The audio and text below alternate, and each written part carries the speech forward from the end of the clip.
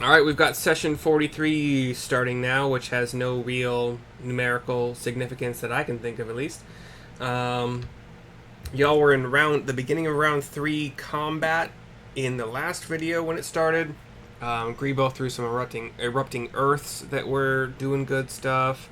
Neil had some heals, which were all contact heals. Like he flew down, touched a guy, Yeah. gave cure wounds and bardic inspos, and a pretty good dissonant whispers, and I think one slingshot. Rio Sounds right. used Entangling Strike successfully, multiple arrow shots, a summon beast that helped track the fleeing last anchorite. Sarissa threw her returning javelin repeatedly and was practically unhittable from foes. Bugdob smashed things as he does, and it is his best quality. Well, one of his best qualities. He's also very comically gifted, and used Sarissa's javelins, and it was also likewise unhittable because I allowed you guys to give him plate armor. The Anchorites kept making their allies bigger for lack of anything better to do. They were I, waiting for their lightning I, bolts to I would regenerate. like to throw in the caveat. Bug Dog did get tatered a few times, and he got down to 15 hit points. So By he did area get of hit. of effect spells. Yes, He but as didn't far get yeah, like melee or ranged attack no, no, like no, successfully. those bitches couldn't touch him. Yeah, you guys got hit with a couple lightning bolts in the previous episode, I think. And that's where he stayed for until he was healed by Neil at least once, I think. Anchorites kept making things bigger because they didn't have any targets nearby. They didn't have the lightning bolt back up. If they did, it would have been a problem, but I made the percent chance for that to happen like 10, I think. So, um, did I write huge? Okay, I think I meant to write huge, but I put an H instead of an E. So yeah, huge vine blight, which was double embiggened by the anchorites. Actually, did get a hold of Neil and put Neil in a bit of a pickle.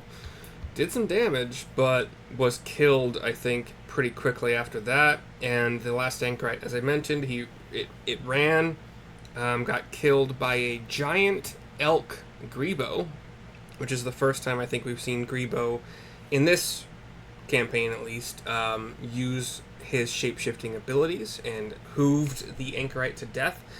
And we stopped the recording the session last time at about 10:50 a.m. in game. You guys made a little bit of a camp, sort of, or like you're at least congregated at the south portion of the hilltop in some dense portion of the woods, and that is where we are.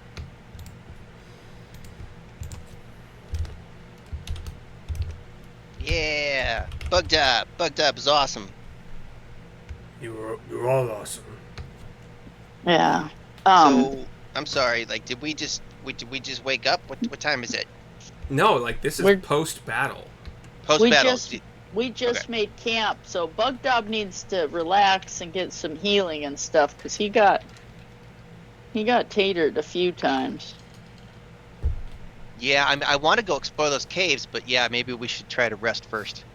Yeah, and Sarissa is Grebo disappeared. He got nailed pretty hard, and then yeah, Sarissa's down some points too. So we should rest and relax.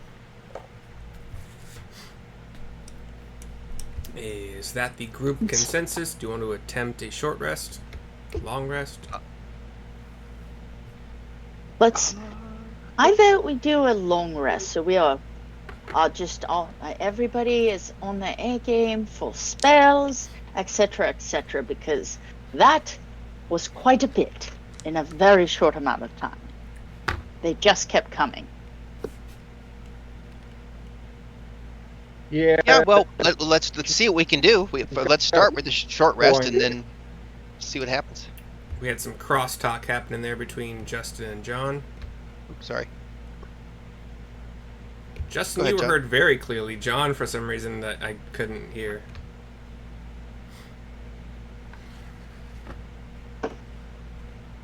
John, Rio. She's got a point. So, I have Hmm. I have been a little bit more judicious about rolling to see if the dragon happens to be in your area. It's still a nat 20 situation, but I just as Bring it on. an We FYI, can take the dragon. yeah, Sarissa can beat it. if you guys want to wait Sarissa until is exhausted. yeah, guys, if you guys want to wait until like 9 p.m. to actually start your long rest, Yeah, it will incur a dragon roll. Short rest, that's fine. no. Well, let's take a short rest for sure, and then we're gonna attempt to camp for the night and take a long rest, right?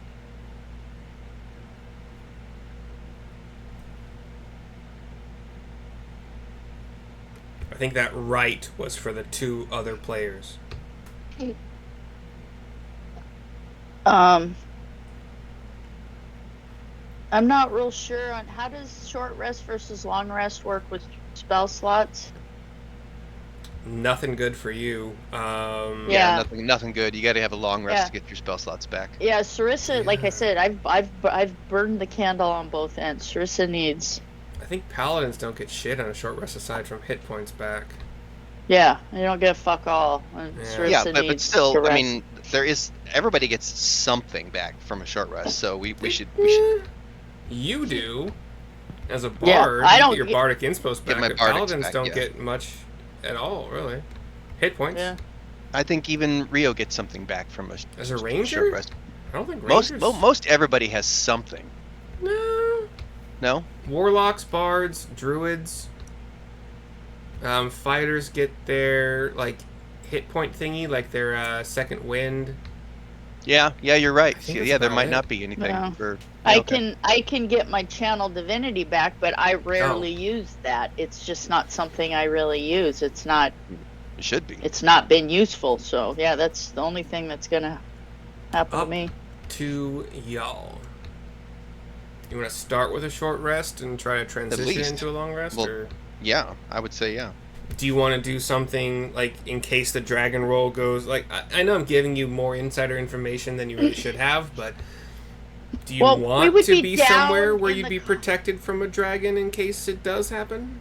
Protected. well- how do you get protected from a Hidden. dragon? Well, the caves. Hidden. Like if there's caves all over the place, we don't want to be out in the open. We don't want to be on that top of the hill. So I'm guessing we go down to the southeast and just kind of in the next to this copse of trees, just tuck into the little cave there. You know, we could pop out, go and have a fire up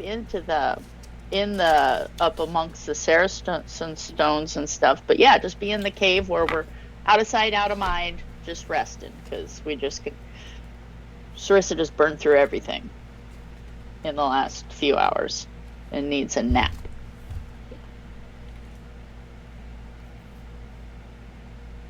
You see the cave? Sure, yeah. I just didn't think we were going to explore it until we had taken a long rest. But that's fine. We Yeah. could tuck in there. Let's take a short rest and then go tuck in there. Yeah. And then as far as caves go, I would say the southeast one is obviously very visible on the map. Yeah, we saw that one because we went around there. We found it. Yeah, the northeast one would have been found by stampeding moose, Grebo, Right. and also probably by Rio's owl familiar. So like, you would know of its existence. And I think that's probably about it as far as what you guys know exists. Which one looks the least used? Like the one that doesn't have continual things running in and out of it? Which one looks, kind of abandoned? Well, they probably all go to the same place. Yeah. Let me research here.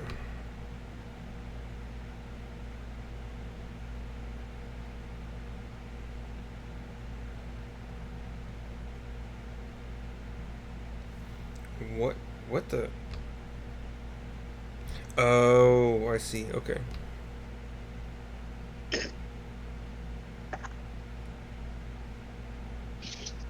I This know it's is from the last Dragon's week. Lair. Oh, okay. Yeah, like, oh shit, maybe don't go into the cave.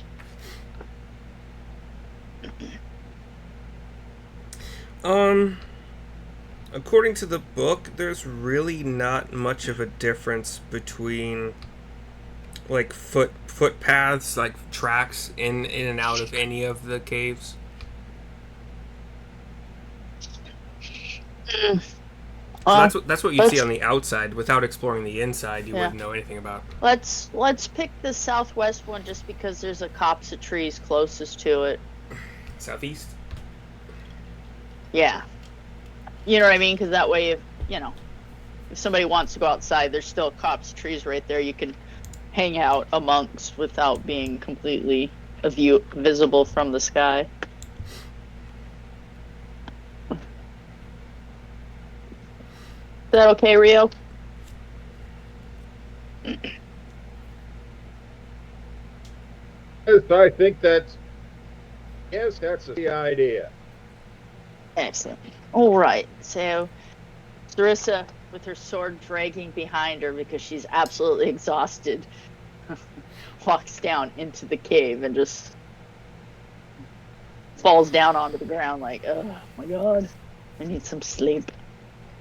So as y'all are going toward this cave, you see carved into the lintel, which I guess is a type of stone, because carved into the lintel stone. It's the stone that goes over the top of the entrance. It's the like the headboard like the or whatever keystone. of the Sort of. It's a pyramid turn. Above the mouth of this cave is a pictograph depicting 3 stick figure humanoids being struck by lightning. Maybe we don't want to sleep in these caves. Perhaps we should just go off further to the south into the copse of trees and come back and explore these caves later. I am fine with traipsing another few hundred yards, because I think in yards, because America. Yeah, but don't you want to take cover from the dragon? Well, can we find cover if we're in the forest? Only if we Because hide all the ourselves. trees. Like if we totally can't camouflage and hide ourselves, maybe we could build camouflage and don't build a fire. Okay. Well, at this point, I just want to sleep and not be molested by anything. So, decide. Choose the form of the destroyer. Stay Puft Marshmallow Man. Yep. The choice has been made.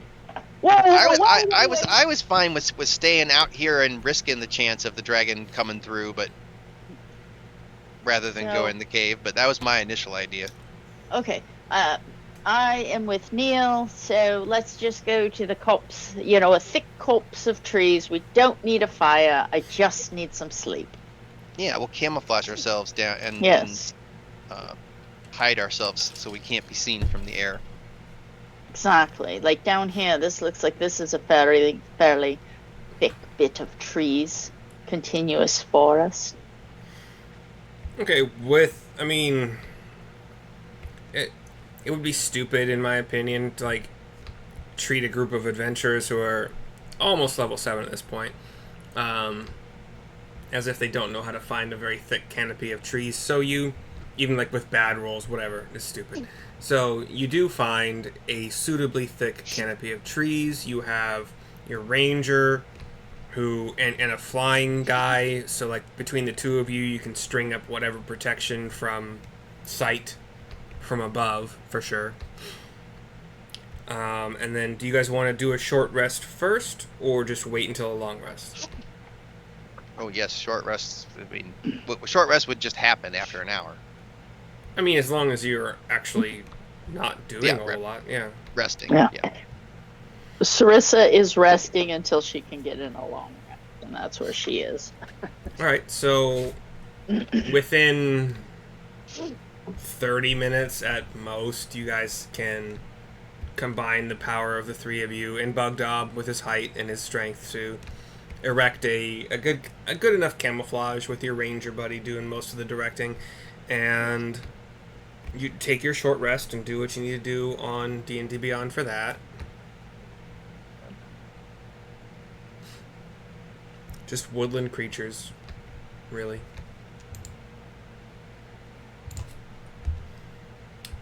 Let's do this.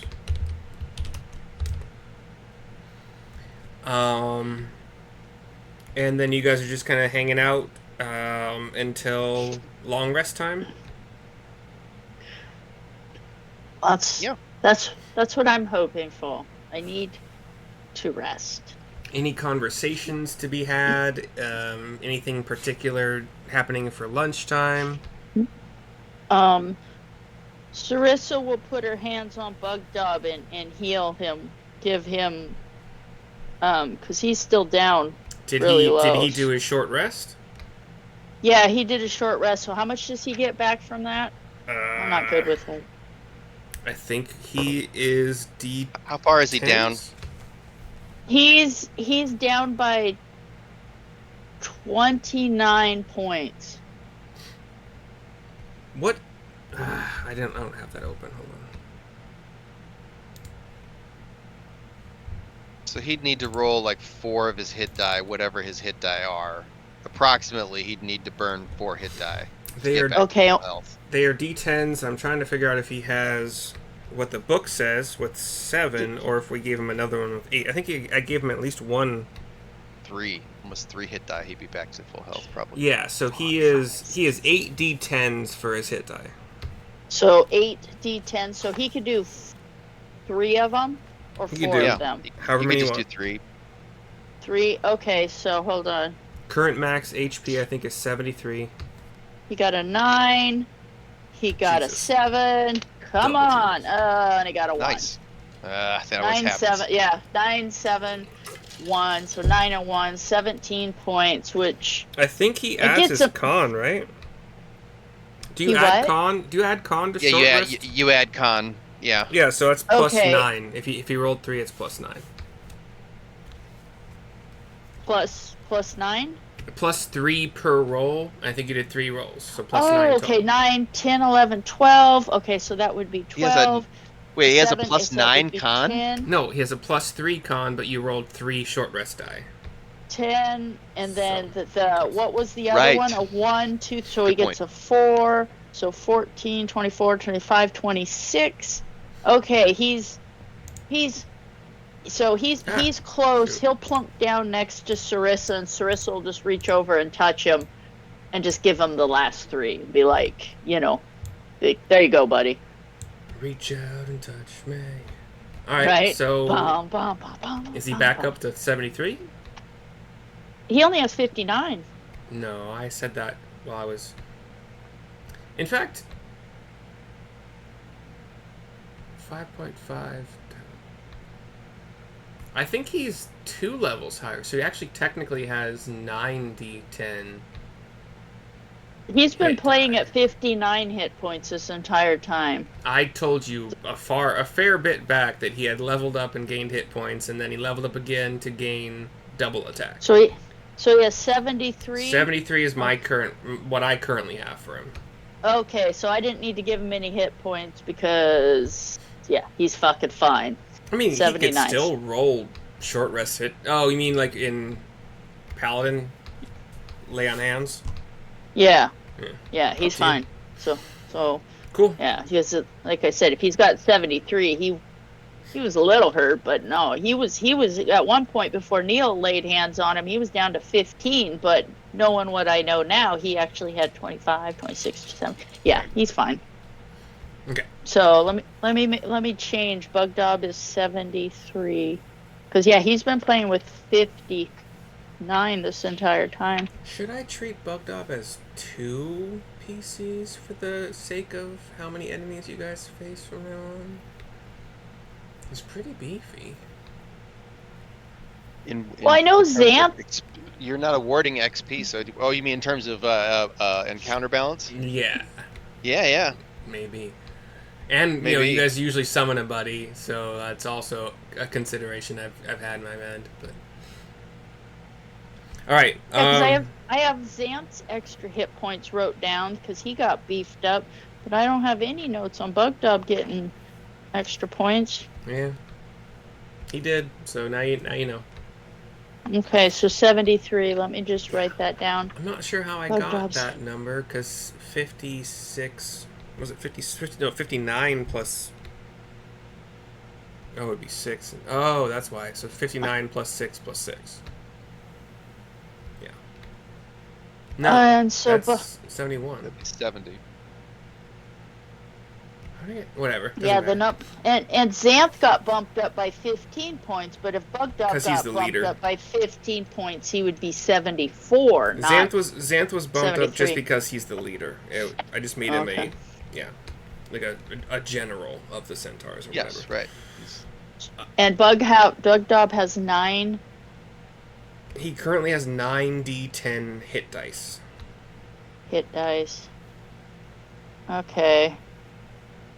I mean, 7. he's big and he's beefy, but he only does one thing. He does it really well, Yeah, but he His ja- smashes. his Well, javelin attack is also better than a normal thing, just because that's Yeah. what the stat block says. But Yeah, he has. It's kind of a ranged attack for him, which is Yeah. step up from most ogres. well, no, ogres in their stat block have javelins. Oh, that's right. Yeah, that's where Well, I got that number he's from. good. He's good at what he does. Yeah. So lunch. What you doing? Oh, Rio.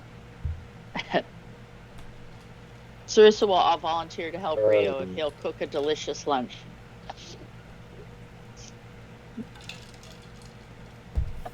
Sounds real. I do have a question. Should we go up on the top of the knoll, start a fire, and throw some nasty herbs up on there to camouflage any smell of us cooking? So if anybody's attracted, they might, happen upon that fire and not ours.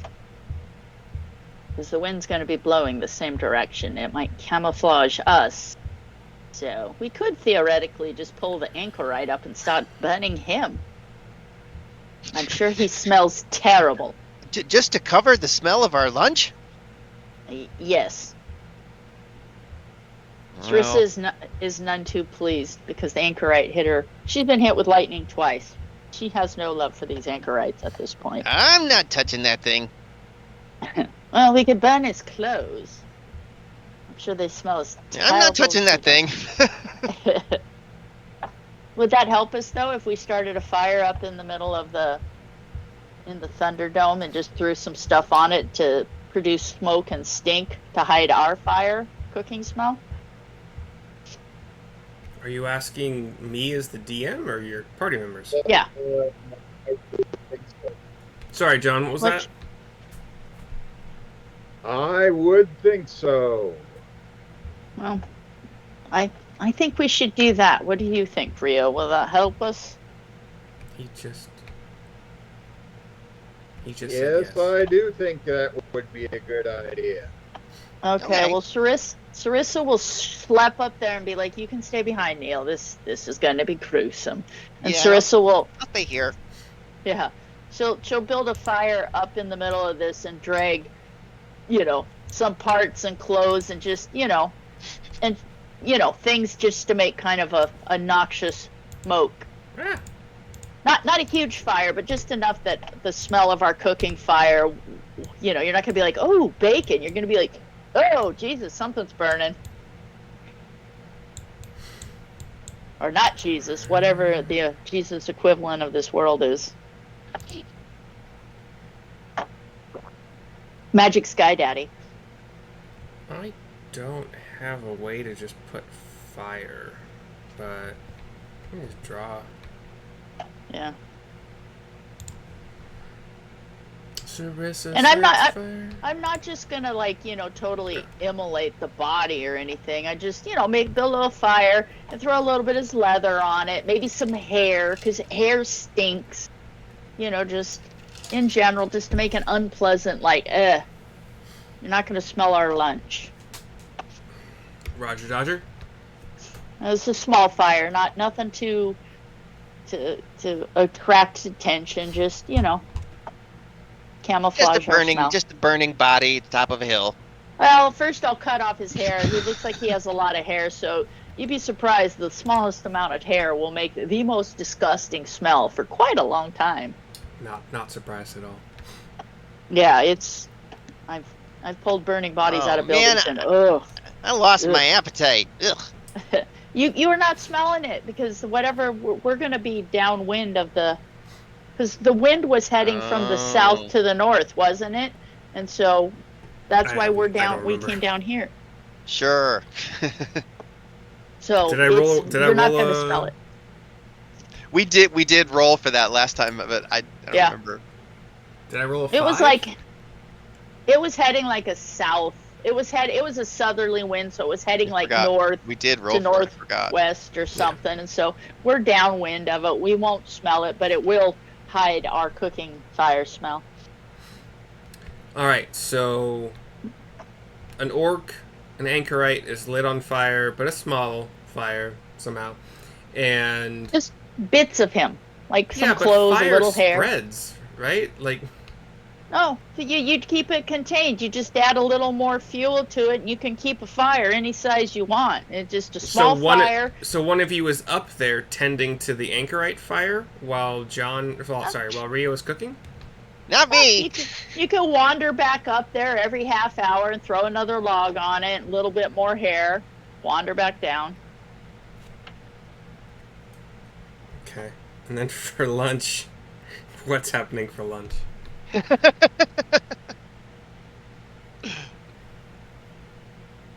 Well, I'll go find some herbs. Hold on. And then Neil runs off into the forest to go look for herbs. Right. Oh, right. Neil, you should go get some herbs. Hold on. And be sure to put them on the fire. I'm gonna see if this happens while you're gone.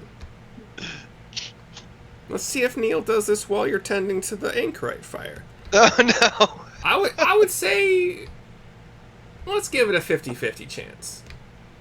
Does that sound reasonable, Neil? Do you think Neil would, or do you think that Neil would wait for Sarissa to be around to make this decision? Like, what do you think Neil would do? I don't know. I don't like this burning anchorite stuff. So I would go 50-50? off and search for herbs for lunch. Okay.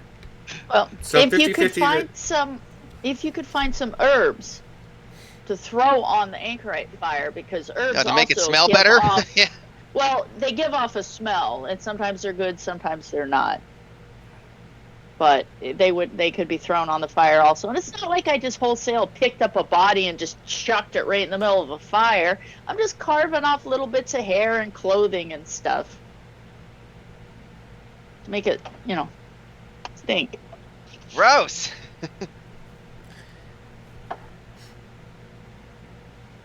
So a slightly stinkier fire is intended to throw off the scent of anything that would smell the delicious fire. Yes. 100, 200 yards away. Okay. Yeah, because we're whatever direction, like I said, because the wind Yeah. was coming from our direction, so our delicious fire would meet up with the not so delicious smoke, the smell of hair, leather, and just ew, Ooh, and maybe God. Neil's oh so helpful herbs. So, okay, so this first roll was whether or not Sarissa was nearby when Neil decided to go off and gather herbs. I thought Neil was gathering herbs for the cooking. Right. That was my intention. Yeah. Okay. So It seems like at this point we would have had the talk with Neil, like, still you Neil don't put though. herbs into our food unless Rio okays it, and we've looked at them, because you've tried this several times. So I rolled low enough that Sarissa's not there when you make the decision to fly away and find herbs. Yeah, that's fine. Okay? And then you can give me a survival check for that. Okay, survival check. And my next roll is cocked, but it's also low enough that during this time of cooking and hanging out toward your, waiting for your long rest, you don't hear or see, like, you don't hear the massive flapping of wings. You don't see a shadow, like, that kind of seems similar to the shadow of a dragon. You guys have seen the dragon before. You have an idea of what it, yeah. So yeah, what's your survival check? 9. Okay. So you gather, just like last time, what you think are very helpful herbs for this meal. These will be great. Okay. Okay, I gather some herbs. You bring them back to Rio. Yeah, Rio, check it out. Here, you can put this in your stew.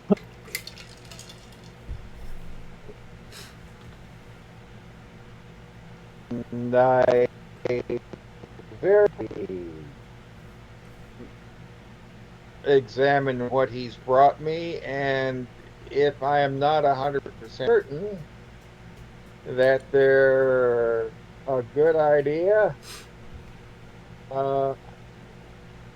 just hide them. So Rio, if you roll a 4 or lower on a d20 as part of a survival check, maybe you're just a little bit too distracted with the cooking to notice they're bad or good.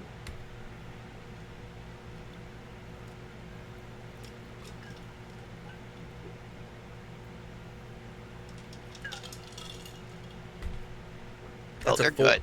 It's a 4 or lower before the modifier. You keep, like, not getting picked up by your microphone. I saw you try to speak. I'm gonna drop out because I'm having serious problems too. Hold on. Okay. But an 8. An 8 total or 8 on the die? 8 plus 5 makes Okay. 13 Cool, that's fine. on survival. And then, Neil, do you think that you would stick around to watch Rio put the herbs in? Sure. Okay. Then, Rio, by your admission, you wanted to do a little hidey thing, so give me a sleight of hand check.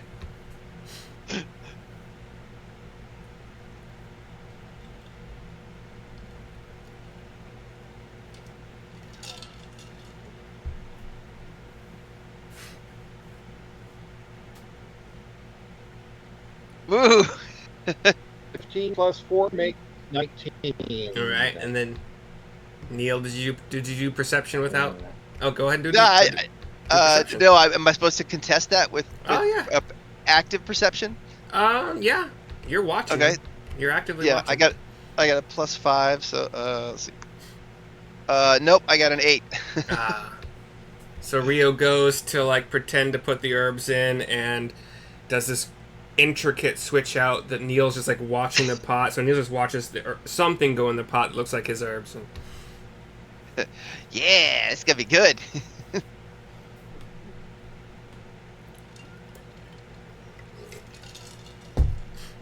I assume Rio might say something along the lines of, "Yeah, you did a good job." I don't know. I don't want to roleplay for you, but I would assume something would happen.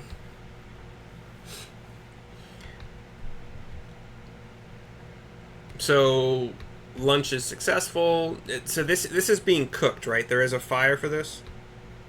Yeah. Okay. I mean, I already We wanna mentioned the Eat dragon. some yummy food. No sign of the dragon, so you guys are okay. However, is there anything else in this?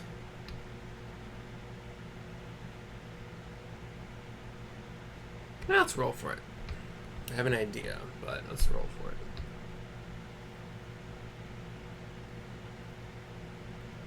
$18 or higher. Something smells the deliciousness of Rio's cooking. It's a 4. So nothing comes around you. Maybe you get some curious peeks in from non-threatening creatures, but everything's okay for your lunch. anything happening between lunch and dinner? Discussions, training, etc. You guys have more hit points at this point. Do you guys want to do cave exploration or wait until a long rest?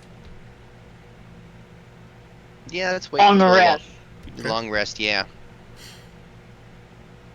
So discussions, training, anything? Well, the only, I'm excited to see what's in these caves, but I think we've dealt with these Talos worshippers and these twig blights, and like I don't know, but I mean I think we've dealt with them all. So unless Falcon says that he still hears that they're around, I think we've beat them all. But I don't know.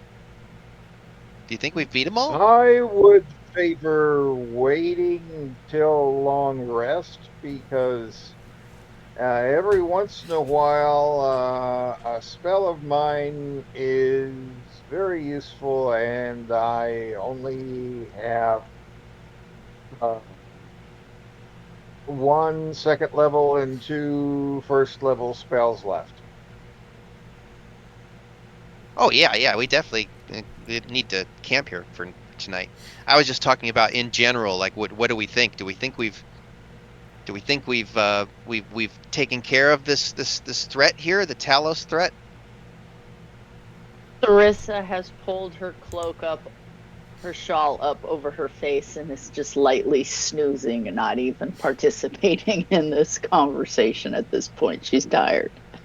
All right. Well, we'll find out, I guess.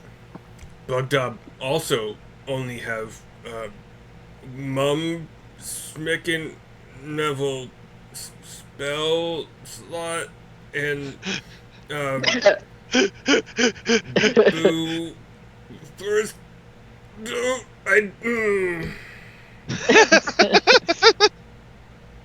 It's okay, Bugdub. Yeah. You're a part of the team. Trust me. Yeah. Sarissa will perk up from her slumber and be like, Bugdub, my javelins are your javelins. So if you ever want to carry them, please let me know. But you're excellent with them. I don't know what we would have done without you. We make an excellent team. Magic is overrated. It's brute force that wins every time.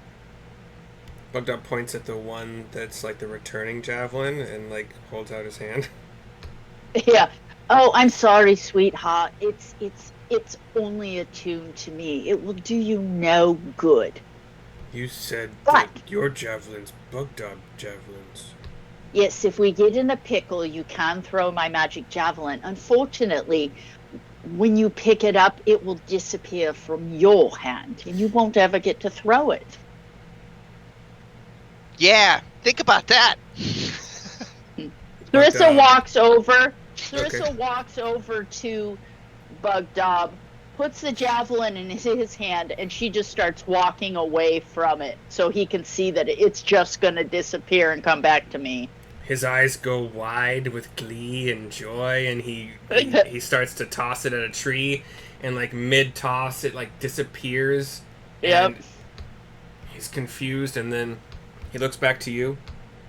And I'm holding it like, You know, Bugdub, sometimes a showing is worth 1,000 tellings. But the other 3, I will gladly share with you. Bugdub like walks over to you and takes the javelin again and like tries to throw it again and does the same thing, looks back at you. And this happens like 5 times. As long as you're allowing it to. And he's like, oh yeah. Oh, okay. Yeah. It's magic. But the other 3, Bugdub, anytime you need to use them, they are yours to use. But you must always pick them back up.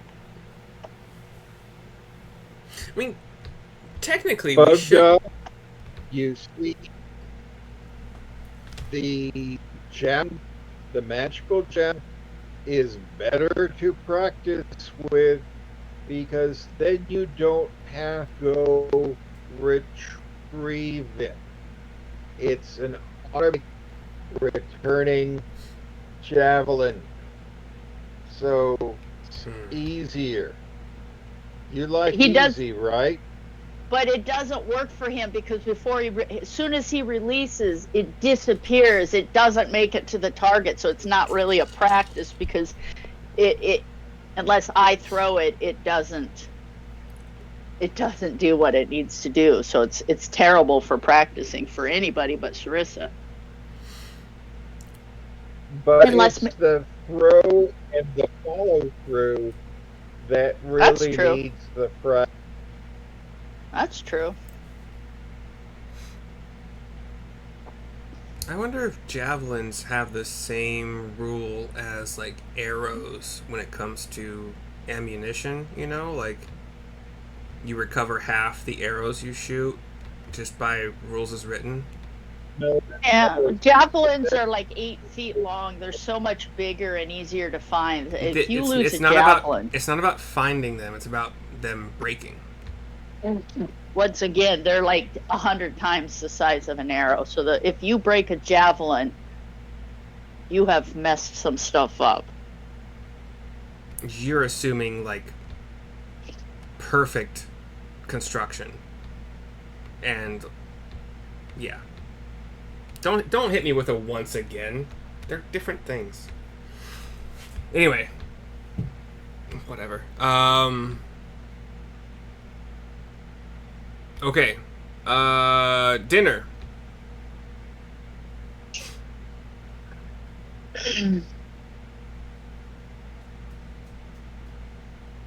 Dinner? Dinner. Another fire. No, I wouldn't. time to cook it. You were breaking up there, John. Yeah, I can't hear you, John. Yep, dinner time. Time to make dinner. With fire again. Why? We don't need a fire this time, right? We want to stay. We want to stay under the radar and just take a long rest. Charcuterie board. That's awesome. You guys probably have enough from what you purchased. Yeah. A little charcuterie board with like some sliced smoked meats and some cheeses and maybe some like dried cranberries and just, we eat good.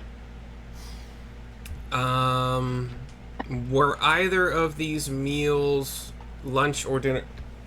What are you doing? Were either of these meals a stat giving meal, or was that breakfast only for now? Breakfast only for. Okay. So I rolled another d20 with a much lower odds of some carnivores coming your way, and once again did not roll high enough for that to be a thing. And you guys do eventually get your long rest started. And do we want to have? You're gonna post guards or watches, I guess is what I call. Yeah. I'll take last walk. Okay. Bugdop can be a watch if you guys want him to be one as well. Yeah. Up to you.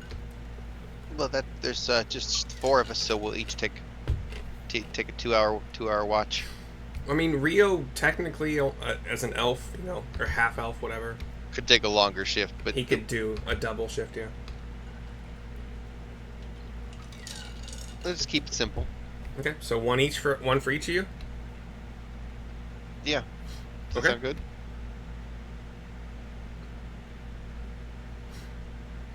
So who's going first? Chris will go first. All right. Give me your perception check. Perception. The fuck, it's my perception. Oh, today's International Primate Day. I was wondering why there's a gorilla on my Google thingy. 10. All right. Oh, Because- let's not forget to make good berries before I turn in. Okie dokie. How many you I making, could- and how are they being distributed?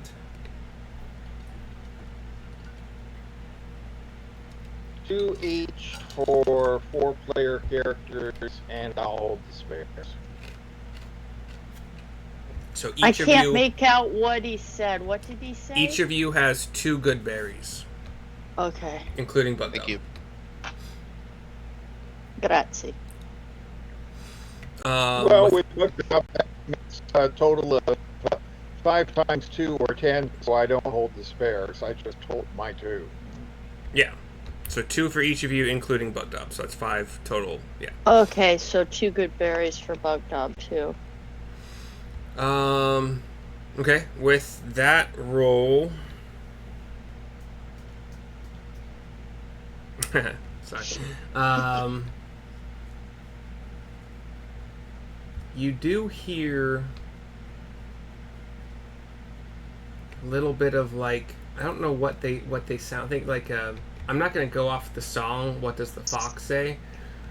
But you hear kind of what you being in the forest for this long and your travels and whatnot. You hear what you think sounds like a fox or a couple foxes.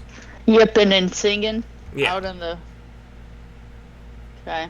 but they don't. Is it a? Is it Gene Wilder? Does he have a fox Yeah. skit that I don't know about? Yeah, from The Little Yeah. Prince. From I the never Little saw that. Prince, yeah. So, do they have the just going about their fox business sound, or do they have like a more of a an alarm sound? Because those are 2 very different noises from foxes. Mostly just curious sounds, Okay. just communicating. But they don't approach in any way that you see. Okay. And then who's Phew. next to watch? Oh, I can take second watch. And as Sarissa wakes up Neil, anything? I'm sorry, what's the Oh. question?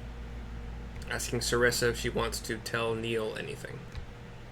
She'll just be like, there are some foxes playing off in that direction.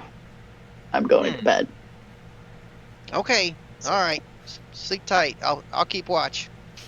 Guten Tag. All right, Neil, perception check. Okay, I've got a +5, and I rolled a 9, so that's 14.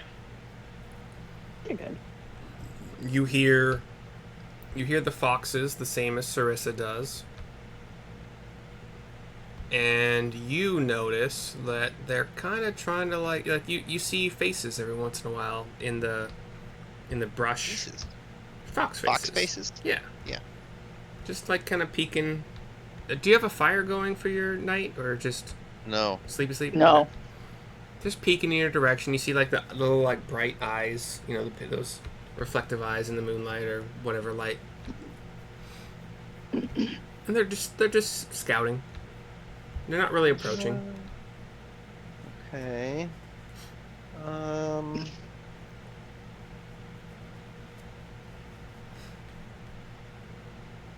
For anybody wondering why my arm is moving, I'm petting a dog. They're not coming. Like, how close are they?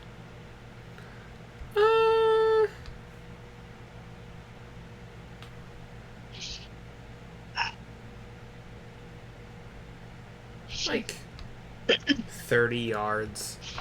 And how? And I'm sorry to ask so many questions. And how many of them do I think there are approximately? Yeah, 30 yards. Yeah, 30 yards is about right. You don't see them getting any closer than 30 yards. You might get numbers in the. You have dark vision? No. So yeah, like numbers are going to be a hard thing for you to catch. Probably you would also be rolling at disadvantage, to be entirely honest, with no dark vision, keeping watch with no light. Yeah, my perception check would be a disadvantage. You're right. Yeah. You're absolutely right about that. Well, since I know there are foxes out there, can I like ready a spell if they come? If they come like they're gonna attack. Otherwise, I'll just leave them alone. Yeah, I mean, like, you're not in combat, so it's not really a ready action when you're not in combat, but yeah. And my rules also say that spells are You So, don't lose a spell slot. You can't do it. quick D&D question. So, foxes in this world will attack? That was not a question. Well, no, I'm asking they'll attack because foxes in general, the way foxes are, they'll yip and they'll scavenge, but they'll stay away. Now, coyotes, those motherfuckers will organize and attack. They're very dangerous, but foxes, no. Chicken. Okay. So you what? Okay. In your watch, you don't notice them coming closer. Okay. It's like 30 yards. Okay. All right. Who is next watch? That would be Bug Dob. Okay. Okay. Because Rio said he's last, so I'll go wake Bug Dob up. Okay, and Bug Dob, let me see. His perception, I have him down as. Is that Wisdom. I don't have stats for him. Is that based on wisdom or intelligence? Yeah, it's wisdom, and he is, I think, a 0, but let me check. I think wisdom on a regular stat block ogre has a -2. Okay. But he's I guess I little- was being generous. Is a -2. Yeah, but I don't know. I feel that Bug Dob. He does have dark vision, is- though. Yeah, well, and like I said, this is just a regular ogre, but I feel that Bug Dob is slightly elevated. Like, he's a little bit, like, the fact he's even hanging out with us would say that he's not exactly your standard ogre. I mean, you guys just gave him food. Yeah. And have continued to give him food. So, okay, so roll him with a -2. Yeah. Also, Okay. before you do that, because I didn't ask for it, Neil, do you have anything you want to tell the Bug Dob? Yeah, I'll just tell him, hey, there's some foxes running around out there in the woods, but they're not bothering us. So go smash him? No, you don't need to smash them. They're fine. Then... Okay. No, they're not going to hurt us, but if something's going to hurt us, then you can smash it. Okay. Yeah. So, He holds out a okay. fist. So 11 minus 11, 10, 9. He got a 9. Neil's fist is like...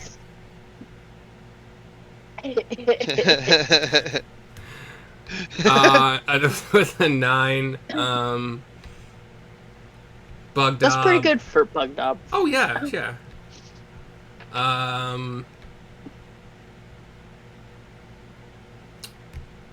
Bug Dob gets...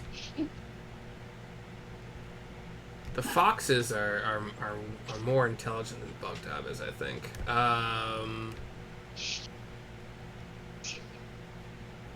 Okay, so Bug Dob does not... He hears the foxes, he's on alert, but occasionally, like, with none of you really knowing this because you're all asleep, except for possibly Rio, who, since he only needs to sleep for 4 hours, would technically be awake during this shift unless he chose to sleep in.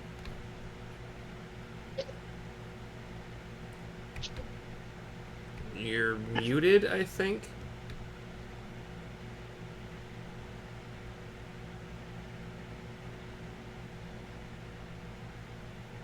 Real. Essentially, I do a double shift. The last Okay. 4 hours are mine. So you're kind of like keeping an eye on Bug Dob shift for him. Yeah, that'd be smart. Yeah, All right. and I'm going to switch computers because this is the potato. All right. I'll see you in a second. With you in 60 seconds. Okay. I'm gonna pee and make a drink really quick. Okay. Pee break.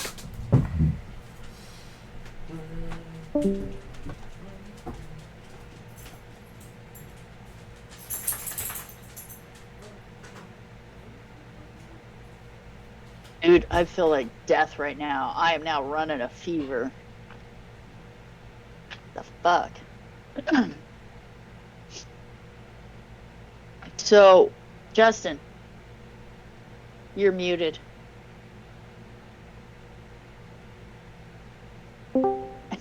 Sorry. I said that's no good. You should need to get some I'll rest. live. So what do you think the chances are we can talk Julie back into Azzy Starbuckle's world? I don't know. She's pretty absorbed in her screenwriting right now. Like she has like a screenwriting group and she's reading other people's screenplays and Yeah, but it's such a good way to get the creative juices flowing. Just 2 or 3 hours once a week, you know. I'm going to yeah. start a low-key harassment campaign. Come on, There you Azzy. go.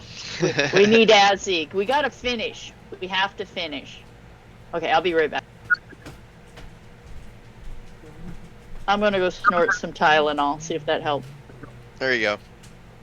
Boof it.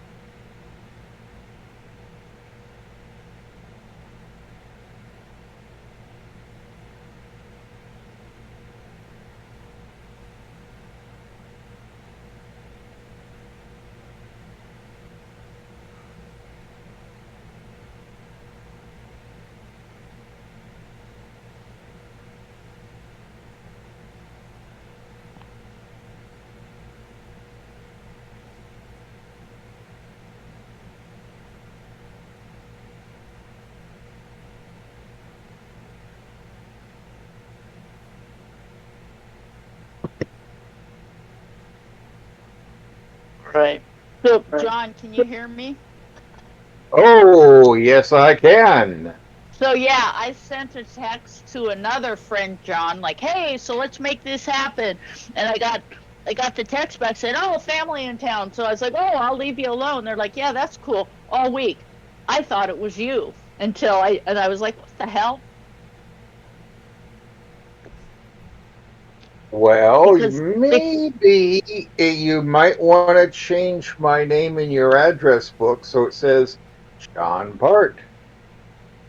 I know. Well, the thing, you guys have really similar profile pictures too, and they're just tiny. So I glanced, and so I'm gonna change yours to. It's gonna say Rio, RYO/John, because that. Junior, Junior, come here. Yeah. Come here, Hold on. Junior. Uh, so maybe replace profile picture of me and Junior. Text me a good profile picture of you and Junior together, and yeah, I'll do that. So I need a selfie with you and Junior.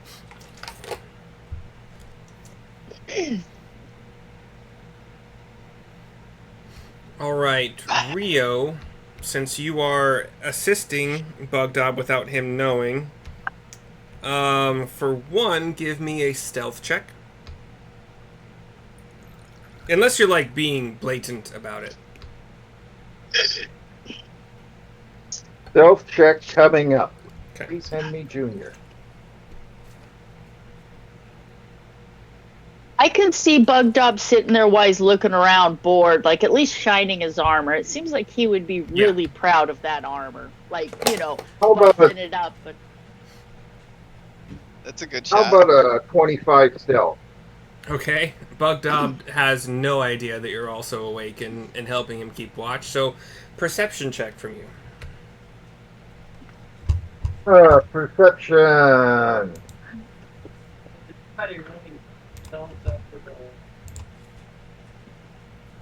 14. All right. Oh, hold on. Let me roll a stealth check for these guys. Yeah, okay, that's low enough. You do notice that you notice Bugdob not noticing as you notice one or two foxes get a bit closer than Bugdob is noticing. but they don't really get close enough that they pose any kind of a threat to yourselves or your stuff or your food or anything like that yet.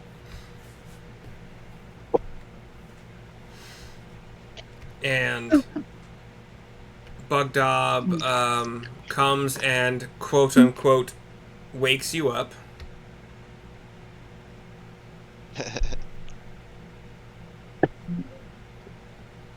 Are you just pretending as if you woke up from your trance, or you is he aware you're already awake? Well, when I trance, I look idle, so the difference would be subtle. Mm-hmm. Okay, let's see if Bugdob is. No. Okay, so he doesn't notice that. Yeah. I'm going to guess that Bugdob, pretty much unless Rio was laying there with his head unattached, then he might clue in, oh, he's not just sleeping. Yeah, So that's about right. Yeah, Bugdob kind of like pokes your shoulder or your hip or something with his big meaty finger and says, "Ranger man, Rio, it's your turn."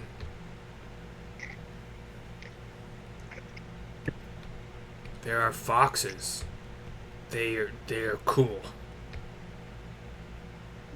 Yeah, foxes are mostly harmless.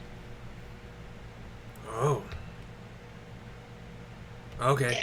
And then he just like lays down and starts snoring immediately. I hate people like Bugdob. I really do. I know, right? Yeah. Johnny's like that. Like, he'd be like, oh, I'm going to bed. And then 30 seconds later, he's out. Yeah. Me, it's like a 4-hour process of Totally. unwinding. And oh my God. It's a nightmare. And then give me a perception check for your actual night watch? Why can't I not remember the word right now? 25. Jesus Christ. This, You are aware of every single movement of every single woodland creature, Right. including the foxes, for like a 100-yard radius. he's probably aware of what Sarissa's dreaming of with a roll like that. You have what is closest to omniscience in this game for a watch.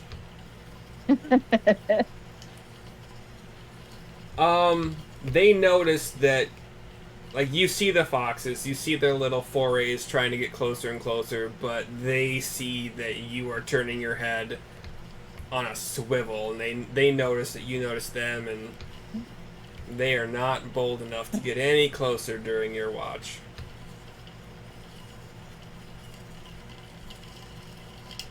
And morning comes. You guys all have completed a long rest. Okay. Hold on. Sarissa's trying to get her hair straightened up. Whip my hair back and forth. Not that anybody cares, but I've got my other characters about halfway made For the next game that you DM. oh, you're not gonna stick with Sarissa?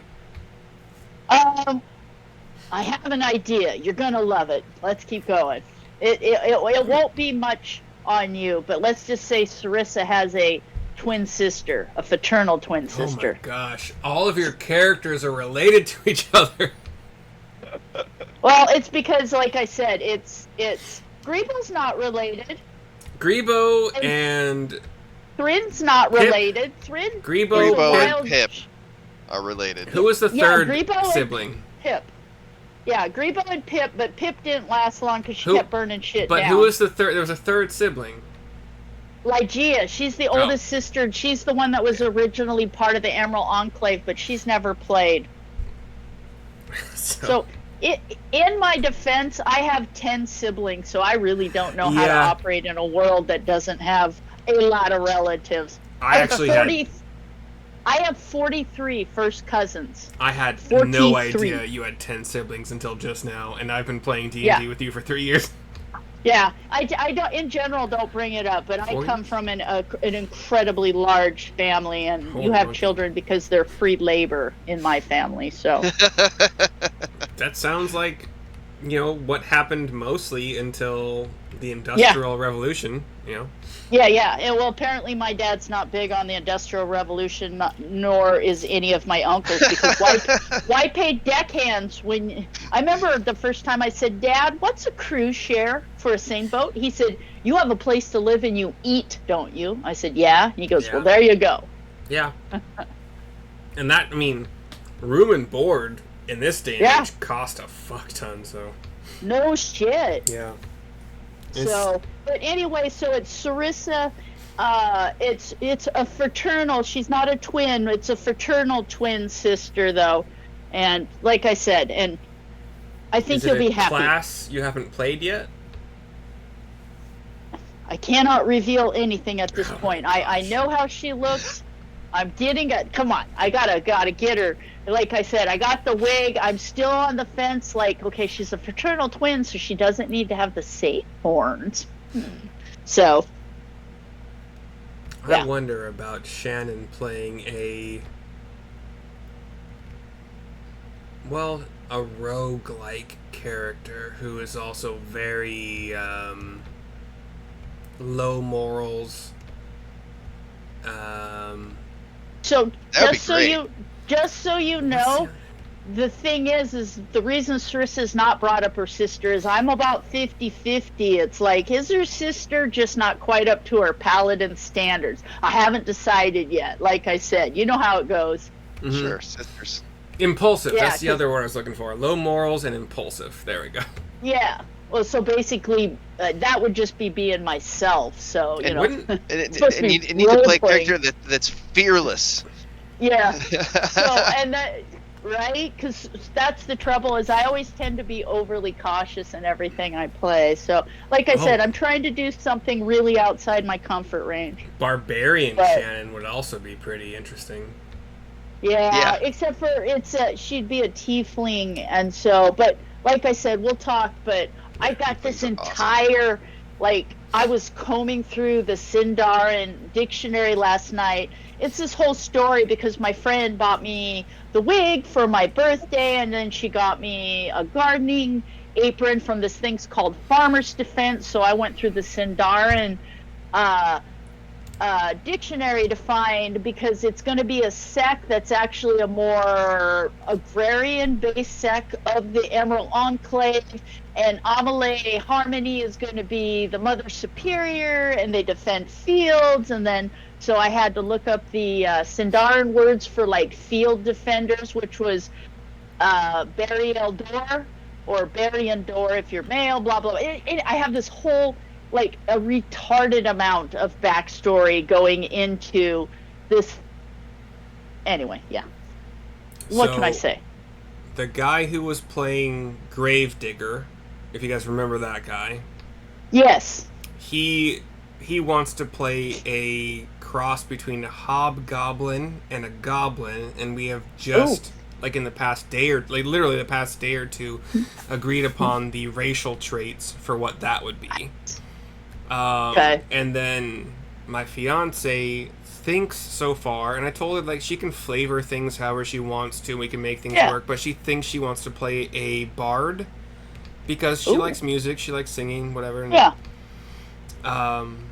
And I think that the Gravedigger guy, he wants to play a kind of like bounty hunter, kind of like an Oh, assassin kind of style thing, like ambush. nice. So, again, it depends on whether or not Hmm.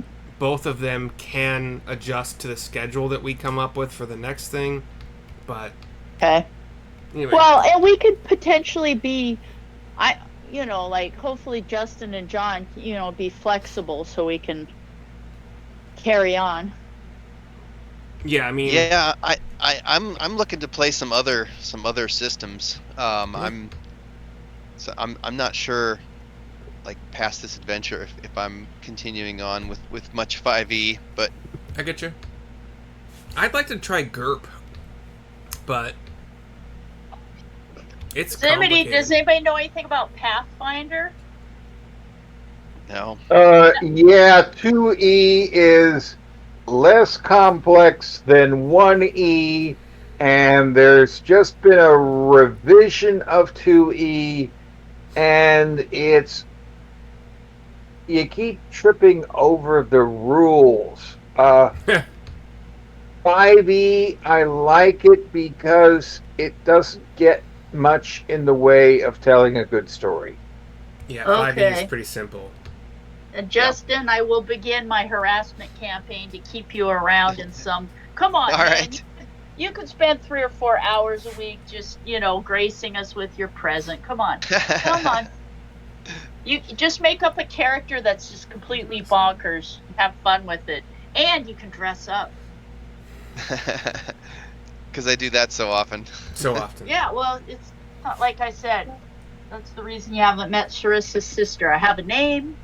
She's obviously have to be a tiefling, but I got to run a bunch of stuff by Riley. But like I said, I'm getting there. Do you guys want to play first edition AD&D? Because I'm ordering No, the books. I've tried it. No. Oh, It's brutal. It's tournament style. Like it's not really like a storytelling game. Yeah, right. yeah. It, Well, are you gonna add a storytelling element to it? I am Because gonna like try, but when I I mean, was having never done it before, I probably will fail. well, because when I was like really young and my cousins used to play, that's kind of all they had was like 1E and 2E and stuff. So I'm totally down because that's literally what I learned on. But my cousins, because like they they added a huge story element to it. Like that was just, and it took a lot of work. But yeah, no, It probably would take. It's probably way more work than I have time for. To yeah, be but honest. still, yeah, I'm down. But I'm wondering do you how have much any work. idea of what your next campaign's going to be, Riley? And you have to play Justin. Those are the rules. I'm All wondering. right. I'm wondering how much work it would take to integrate like the good things from first edition and the good things from fifth edition. Which like fifth edition is the only edition I really know. Yeah. But I mean, I've been introduced to other games because of the Adventure Zone podcast where they tried different game systems, and like D&D is by far the most complicated of the game systems in comparison to the other ones they've tried. And some of them do seem fun, but it could be they're only fun because they're a comedy podcast and then they make the campaigns fun and their characters fun and funny. Yeah. So Yeah, because they do voices and all kinds of stuff, Yeah. but it might And so really do you. change it if you're just playing with friends and you don't have that comedy aspect and Yeah. well, well, like I said, Justin, you cannot abandon us. No, I won't. I'll try not to. I would run like a one shot for you guys of like fourth edition, but I don't think you guys want to do that. That's the crunchy one, right? It's not No. that crunchy. Or- It's just different. Is 3.5 the crunchy one? 3.5 is pretty crunchy. Yeah. I read like I that. said, I'm down for anything, but I'm just saying, like, we have to stick together. And I- the rules. I read that a group would have like just today. I think a group would have chosen to play Pathfinder over fourth edition. So I don't know. Yeah. That's those a are the people consensus? that loved 3 and didn't want to switch. Yeah, my I asked my cousin Brad about it. He's one of the ones that used to DM, and then my cousin Jimmy, and they said after 3.5, when they switched to 4.0, they it's like they've erased it from their memory. Like Brad said, "Fuck 4.0," and It's then a great Jimmy game. was like, It's an Jimmy just awesome game. Yeah. Yeah. It's ahead of its time. It's like a strategic war game, board game inside of D&D. Huh. It's great. Okay. Yeah. I'm not biased. Justin has sent me some things about it, and I haven't delved too far into it, but it did not seem like something that I, as a math-loving person, would hate. But Can you role play with it too? Yeah, As long as we you can- absolutely can. You absolutely Okay, can. as long as we can role play and there are maps, and I'm all about anal retentive things, so I might actually really like it. it'd be funny if somebody actually clipped our our videos, and they clipped "I'm all about anal." Just Right? look at- Exactly. But I, it's I, like, I, go ahead. go ahead, Justin. No, I was just gonna say I saw John scoff at fourth edition, but I bet you would like it if you tried it. Tried it. I was gonna say John's been playing for a while. He probably tried it. Yeah. Yeah. Well, you, Justin and John, you guys can't abandon me. We've got to continue on. You can just change characters, and we'll play whatever the DM throws at us. All right. We'll see what 'Cause- happens. Yeah. Let's try to get something done for the next hour. And your Wait. fiance will start playing with us too, potentially, right? I'm not entirely sure that her internet is gonna hold up. Yeah. Well, she Her could best always bet just right pop now- in periodically. Like, we can make up a character for whatever reason that's not solidly tethered to the plane that we're on, and just randomly shows up periodically. So yeah, as I was trying to say, she has Wi-Fi that is free in the apartment she lives in, but it's not good enough for us to do video calls. Like, it's just rebuffering or reconnecting like every 7 seconds, and it's annoying as hell. She has access to, I think it's 5G, but it might be 4G. And the price in comparison to what you would pay in the US for it is probably really, really good. But she just got a new job as a midwife. She's trying to pay her own way and have some savings and contribute to the wedding and all that stuff. So, I don't know. And then if it rains, if it's very overcast for some reason, that affects the internet connection via 5G, 4G, whatever. So, Yeah. I don't. Yeah, they're using microwave links between towers. And Yeah. when it rains, you have rain fade. Yeah. Yeah. Until she lives in the And it US. never rains in the Philippines, of course. Never. Yeah. Yeah. Right? How many times, like, she says, hey, it's raining heavily and I'm not getting good signal, it's so often.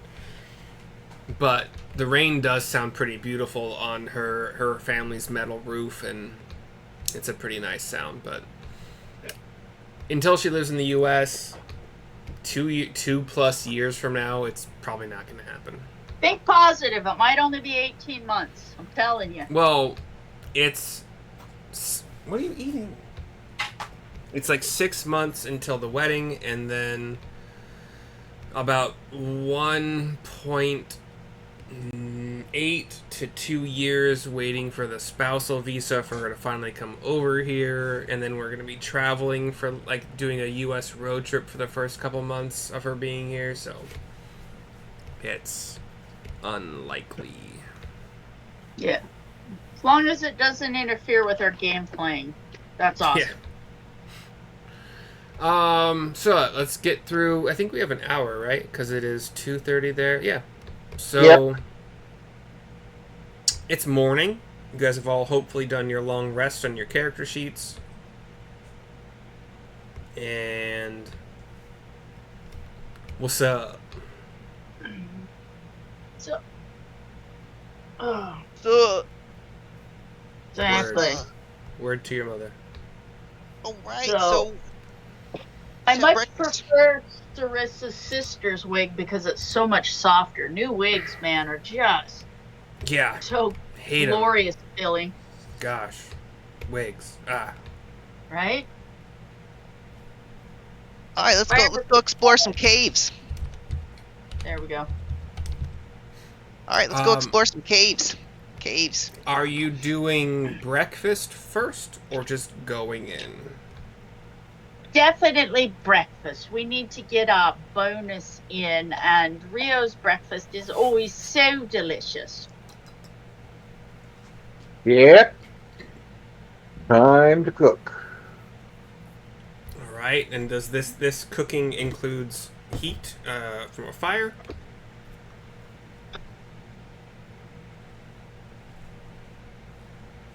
Well,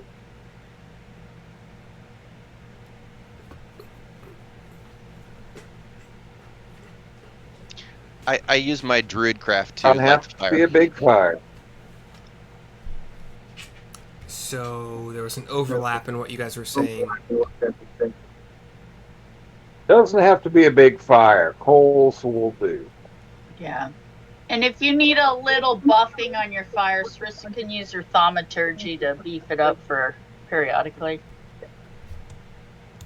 I can light it with Druidcraft.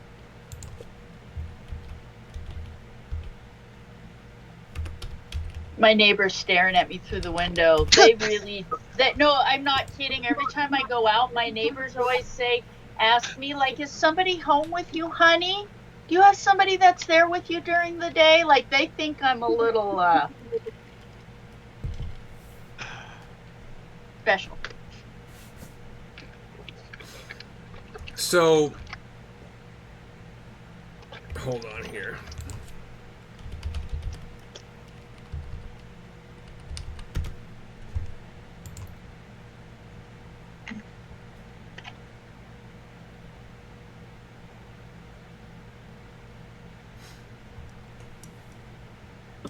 You guys are both. I'm sorry to say, and it could be my misinterpretation, but hold on. Druidcraft could light a campfire, no Right. problem. Thaumaturgy could cause flames to flicker, brighten, dim, or change color, but not like ignite a flame or increase the intensity of the heat. So like, Perception is 9/10 of the law. He says he needs it a little hotter. I just go make it brighter. Perception is 9/10 of the law. I like that. So- I got to quote you on that. where'd you get Druidcraft from? It's because it is fairy magic because I'm a fairy. Oh, cool. Okay. Interesting. So Oh, I've got So sparkles in my hair. so there is a fire being used to cook. Is that true, Rio? Because you're the cook. Yep. Okay. And both both Neil and Sarissa believe they are contributing to the overall quality of the breakfast being cooked with their cantrips. And you, Rio, as the head cook, or the only cook really, as far as we've established so far, is just like looking at both of them and looking at the meager contributions and Rolling his eyes. it ain't. I mean, I'm not gonna role play for him, but it ain't doing much to contribute. But it's not harming anything, so up to you.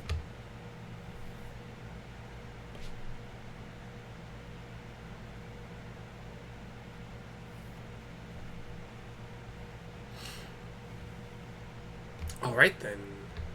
Moving along. All right. So breakfast is served.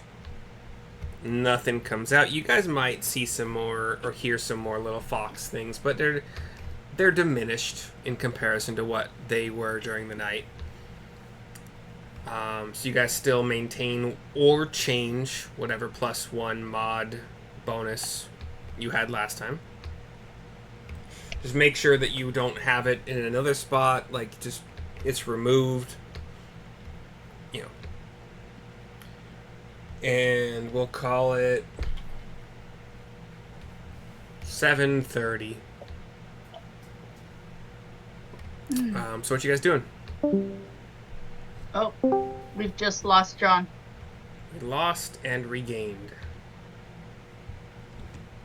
Due to technical difficulties, I'm now on my shoe phone for audio only. Gotcha.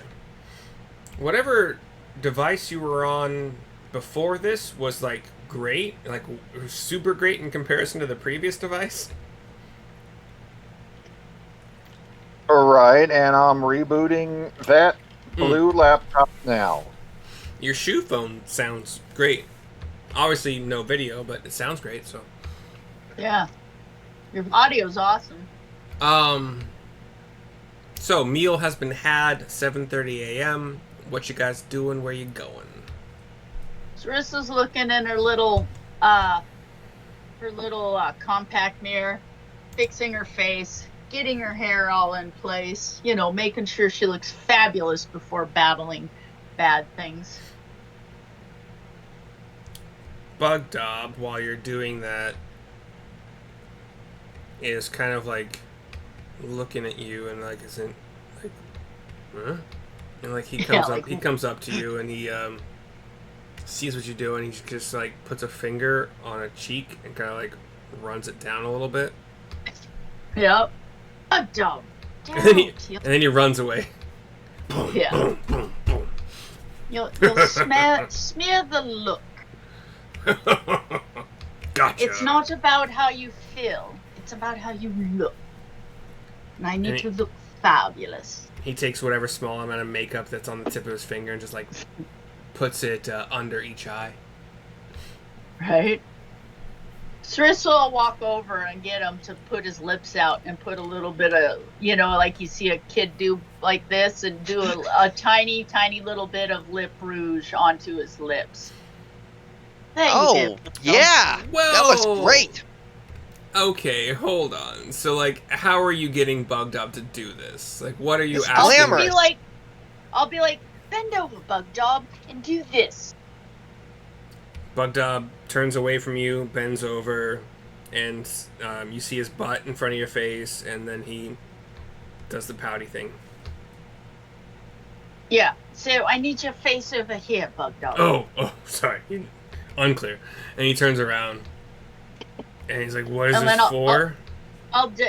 It will help enhance your fierceness.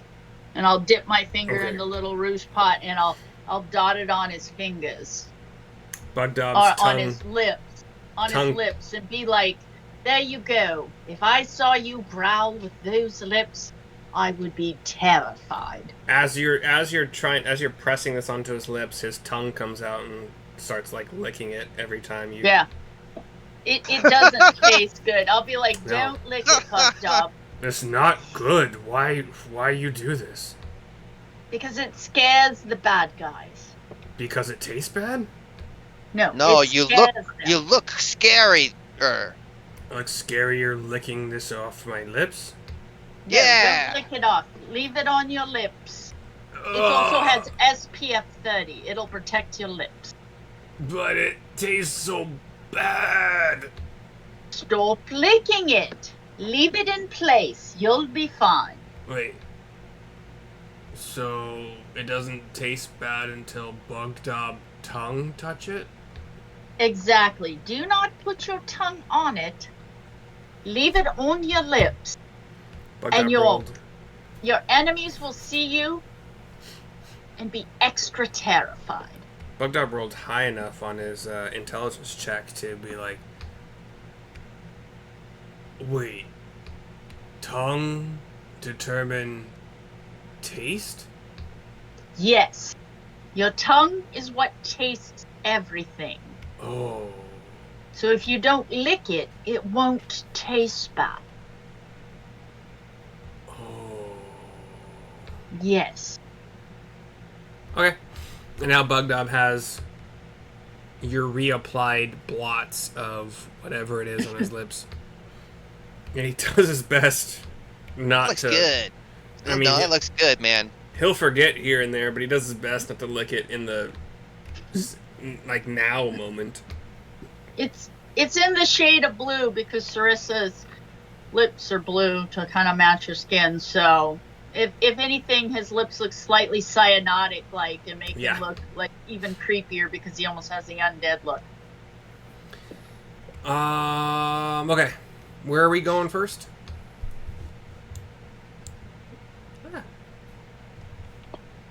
So we have our breakfast. So we have our buff to our strength.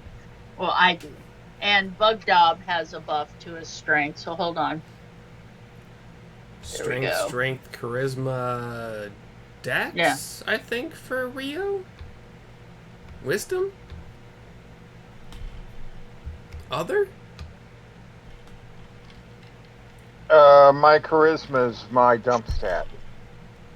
So didn't mention charisma. What's your +1 mod to? Dex or wisdom? Or other? My dex is +7, my strength is +4, int +1, whiz +2, con +2. Are you looking at saving throws? Because +7 dex doesn't make sense to me. Oh, okay, sorry. Saving throws. Not saving throws. Strength 1, dex 4, con 2, int 1, whiz 2, charisma -1. All right, so where do you normally put, or at least this time, put your +1 mod from the meal? I I want to say you usually do dex, but is sorry, what? wisdom. Okay, cool. So, 7:30. Bugdob's lips are partially blue. Your mod bonus from the meal is active. Where are you going first?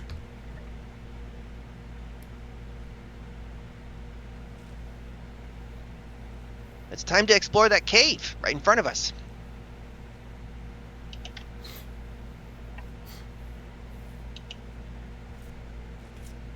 So, Doesn't do we think these caves all beat up in the middle? Don't know.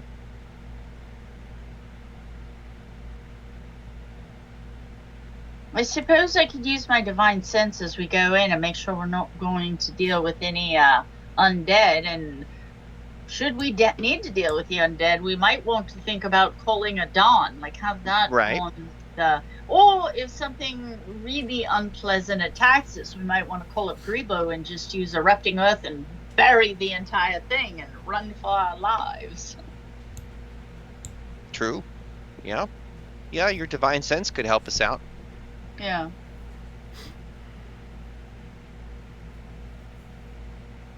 So, which one do we want to start with? The one that we're down seems to have 3 stick figures and some lightning on a lintel. Is it the southeast cave? Yes. Yeah, that's what you saw. 3 So- humanoid stick figures being struck by lightning. Let's walk around and see what each lintel says before we go in.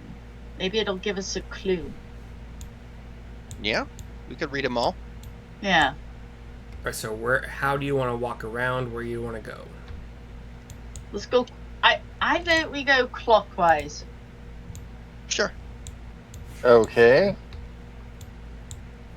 I think you guys came from this direction, the southwest. We did.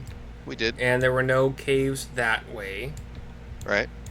If you keep going, you see the cave on the northwest, which both Grebo in elk form noticed and the flying ogre, or not ogre, flying owl pet from Rio would have noticed, and both of them would have had a chance to tell you guys about it. Oh, and on the outside of it, carved into the lintel stone above the cave mouth, is a picture of a boar chasing after a stick figure humanoid.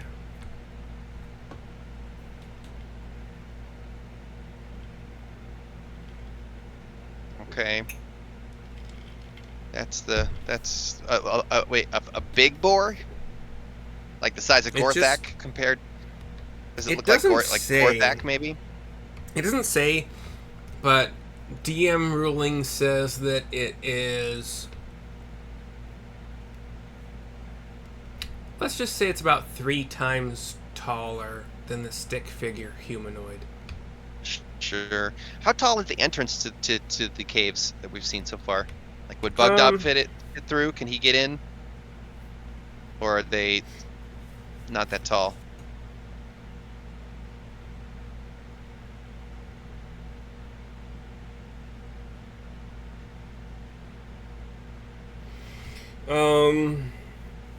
The caves you've explored so far have 7-foot high ceilings, crude wooden gates for doors, foot high. So Bugdob is how tall? I think we said he's 8, but I'm not. I can't remember. He'd have to duck to get in here, right? Yeah. Yeah, I think we said he's at least 9 feet tall because those one place we were in, they had 9-foot ceilings, and he was still kind of being squished in there. So he was Yeah. 9, I thought. Do you guys Well, want to? I can shrink him. I can shrink him with the reduce spell, but Do you want to say 9? Like, I'm actually going to write this down when we make a decision. I thought it was like 7 or 8, but 9 also seems reasonable for an ogre. Yeah, he was between 9 and 10 feet is what I have written down, because there were some places where the ceiling was 8 feet and he was still kind of just, it wasn't happening. So like Okay. 9.5, he's 9.5 feet, maybe almost 10 feet. So I'm going to put 9.5 then. Yeah, 9.5 feet. We'll make him 9, or should we just round him up to 10? He's big. Fuck it. Round him up to 10. Okay. So, unless it's a solid 10 feet tall, Bugdob is going to be squished. Because he moves at 40 feet, so he's got a substantially bigger stride than... And because Sarissa's like 6'5", and Bugdob, has 10 extra feet on her.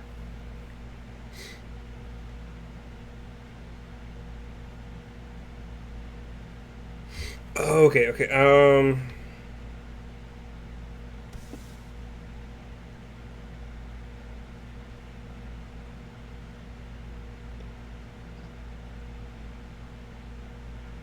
I just realized my camera's off.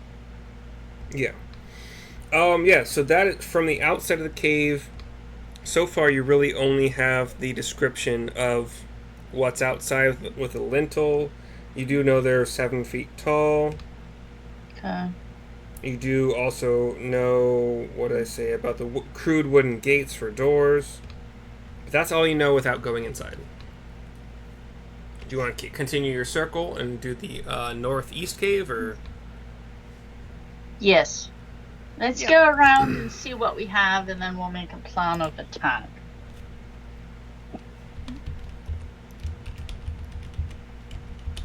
We could also theoretically cave in one of the doors, or even 2 of them, so anyone only has one method of egress.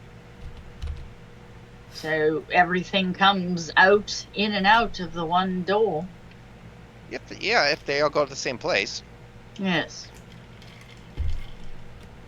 Alright, so the northeast cave. The lintel stone above the mouth of this cave is bare. B-A-R-E. Not bear as in Oh, Okay. Ursine. it's a bear. It's a drawing of a bear. B-A-R-E. It's bear. Oh, it's empty. yeah. So, I'm wondering if this isn't the one that we want to use, just because there's no doom and gloom carved above the door. Or is it a trap? Yeah. Right? We could go with our standard overthinking it. We could always just go up on the top and start excavating down. Just pull up Rebo, excavate down, and get a shaft going.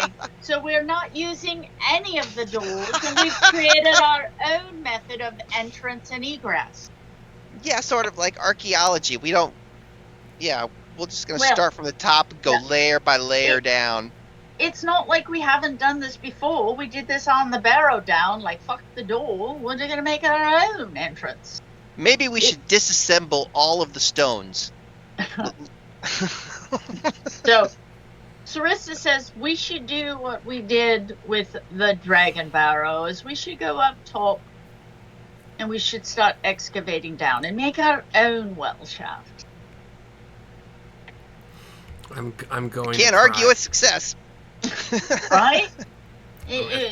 Far be it for us to make anything easy. I think I might cry. Don't cry. Right? All right. Is that? You gotta admit, though, it really wouldn't be that far out of character for our group. Nope. A, I don't have to admit anything, but B, you're correct. So Sarissa says, well, we could call up Grebo and we could start moving some earth and, find where if the so if we stand outside and we break out with dark vision, how far in can we see? Does the cave look like it keeps going, like it has like it turns? What does it look like it does? I mean, currently all of the doors are still shut. Oh, the doors are shut. So yes, we Wooden should gates, definitely yeah. Yeah. we should definitely call up Grebo and just make our own entrance. These lintels don't look very positive. We've had nothing but problem from these Gorthok, these boar whores. So yes, we just will create our own entrance. All right. You're This so is smart. Sarissa being pedantic, but Yeah, she's the reason that we're still here. so what do you Keeping think, us alive. Rio? Yeah, what do you think, Rio and Neil? Let's do it. Let's do it. All right. And you see Riley just go, fuck my life. We'll find out. Which cave are you starting on? Well, we could start up. Theoretically, we could run a line between point A and point B and figure out where the central, if there's a central chamber, and there might not be, but where there would be, like between this one and this one, we could kind of just start excavating, like just right in here and see if we can't find a common chamber below. Yeah, right in the middle. Yeah. And if we don't find anything, we can call up Grebo and have him help us move the dirt and start excavating and shore up the sides. And once we get down to what should be, ground level, if we haven't found anything, well, then we'll try a different approach. We've got nothing but time. Yeah, sweet, sweet time where the dragon can come and kill you. True. I love it. Alright, so position yourselves on the spot, or like at least position Bug Dob if he's gonna be the one doing the digging, like where the digging should start. I'm gonna be right back super quick. Should we call up Grebo to have them help us move the dirt and make it easier?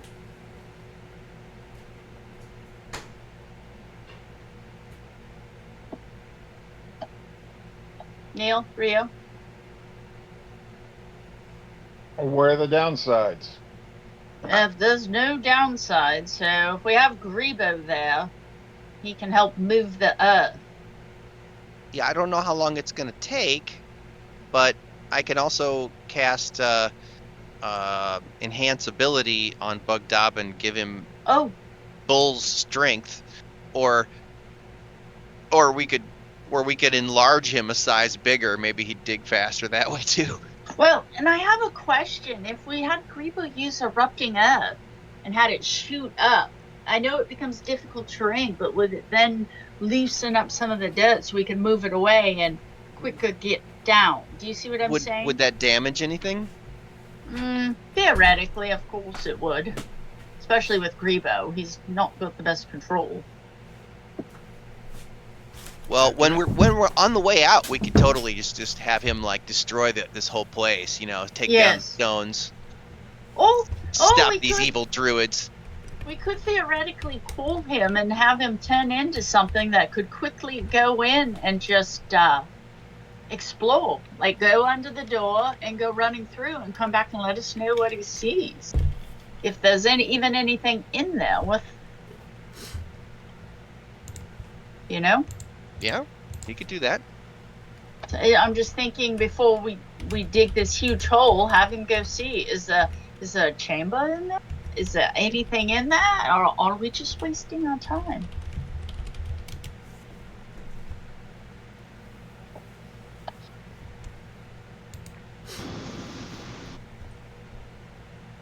What is time? right? Do we want to do that? Like, Hold just up, have hold them. up, hold up, hold up. Rio, were you trying to say something? Because we heard static. You heard me switching back to my PC. Okay, cool. Sorry, continue. So we need to think of some, if we have them wild shaped, into something that's small, unobtrusive, that can just go running through that and, see what he sees. Do these doors meet up in a central chamber? Is there anything in the mound? Is it a burrow? What is it? And then we can go from there and decide, are we going to sink a central shaft, or, because even though there's warnings on the door, I'm assuming that critters come and go without being hit by lightning or eaten by a boar. Bugdub will go in and beat the crap out of the boar if boar is there. And that is definitely an option, Bug Dog. But Yeah, and he walks in the direction of the boar gate. yeah, but unfortunately, these hallways are extremely small, and we don't want you to be crowded unless we need to. So if we call up Grebo, what creature could we have him become that could scurry through? Spider? Would that be too small, though, for him to get, like, maybe more like a mouse or something that could scurry through a large portion of it? I don't know how hard it is to get in. Spider would have the easiest time getting under a door. Yeah, what do the doors look like? Are they, like, ceiling to floor, or are they more like wood decrepit that have gaps? They are not perfect. There would be a gap underneath, probably a gap above. Okay. For sure, large enough gap for a rat, mouse, spider, anything that can squeeze. Okay. So, like, a mouse could squeeze under there and Sure. scurry through real quick? Yeah. Yeah, that's what I think, because we have Grebo show up and then go scuttering through. We could also have him turn into a flying snake so he can be off of the floor and just fly through real quick. They're tiny. Can flying snakes actually fly in this game, or do they have a glide speed? Nope, I don't know. flying, and they can move twice as quick versus when they're on the ground or trying to swim, and they're Interesting. tiny. You would think that D&D would keep some realism, like where the flying No. snake would just like coil itself against a tree and like fly to the next tree, but no. Yeah, no. So what do we want? A jungle gym. Sorry, it's from Right. a TV show called Recess. So decide, should we call Grebo and what we want him to turn into?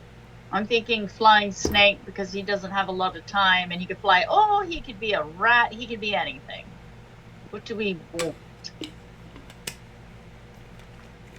We're just getting some scouting done. Doesn't matter. Whatever will get through the door. All right.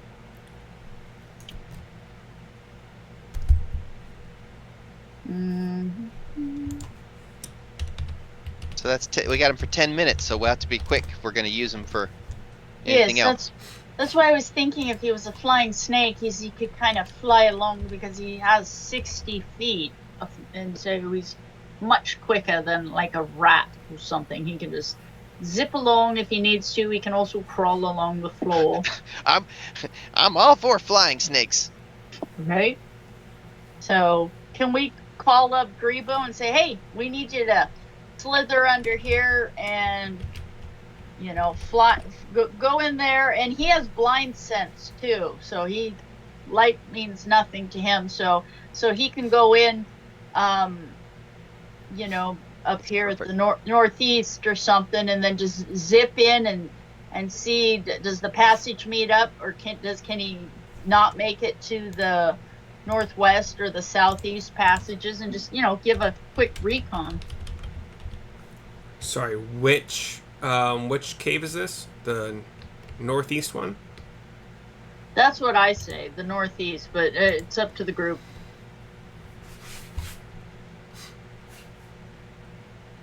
Yeah, because he can move 60 feet, and it's only about 60-ish, 70 feet to the center. So just have him zip in, and then head over to the northwest, and then maybe down to the southeast, and just see what he sees. Do they meet up? Is there stuff in there? Do the passages get bigger? Are there bones in there?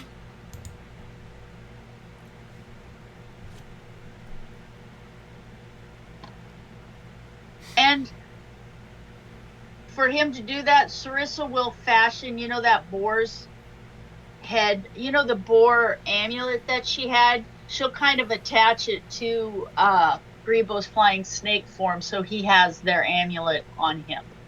Just in case it gives some added protection, like because he's a believer or something. One never knows. Okay, so you summon Grebo at the northeast cave, and you've instructed him to turn into... And we've given our summoner buddies some personality, but they still follow your directions, so... It's not a big thing. But so Grebo's going to turn into a flying snake, and then you're going to wrap the talisman around him? Yeah, to make sure it's attached to him. The one that Sarissa gets the feeling from, that it's attached to whatever god it is. So at least he has that. So if it, maybe it'll recognize him. And then he's just going to, zip along and go in and see, do these things meet up? Can he come out each door? What does he see? And just wait for him. Okay. I've been looking up blind sight, and I kind of do believe, given what I've been reading, that it kind of works in the way that you would want it to in this scenario. So, Grebo as a flying snake would fly into the northeast cave entrance, above the door, below the door, whatever, and would find within... And these are things he's going to be relaying to you when he comes back out. Yes. As long as he shifts back into a form that can speak, obviously. But so, you guys can determine what you want to do with that information. But he flies into the cave to the northeast, notices a kind of T or Y intersection, like 10 feet from the entrance. Oh. He'll kind of like fly around. Again, this is not information you have yet, but he's flying around, kind of figuring shit out. I would say he comes back out after... I'll be a bit generous here. Let's say like it just takes him a minute. So he comes back out after a minute, and kind of gives you a little snaky nod to kind of signify that he has explored everything. The entire thing? As much as he thinks there is. Oh, sweet. And we still have some time, so can Sarissa point him over to the northwest cave? Like, go in the northwest cave and yeah. You see direct what you him. see there. Yeah. Yeah. I haven't said whether it's mental direction or verbal, but yeah. Let's just call it mental for now. And yeah. Well, Sarissa will say, head over to the northwest, see what you can see, and if you still have time, go to the southeast one, see what you can see, and let us know if any of them meet up anywhere or if they're separate. Yeah, so what we're going to say is, if you want him to explore all 3 caves, it was 1 minute for the first, we're going to call it another minute for the second cave to the northwest, and then another minute, even considering flying over the hill to the other cave, another minute total. So 3 minutes, he has explored all 3 caves. And then if he turns back into Grebo. Well, what did you see, Grebo? Are they attached? Is there anything in there? Quickly, before you disappear. Yeah, he's gonna be quick. So he'll, as quick as he can, tell you in the northeast cave, there was that Y intersection once he entered. The left branch going southward ended pretty abruptly. The right branch going westward and curved to the south, and then opened up into a like 20 by 10 rectangular room before he flew back out to you.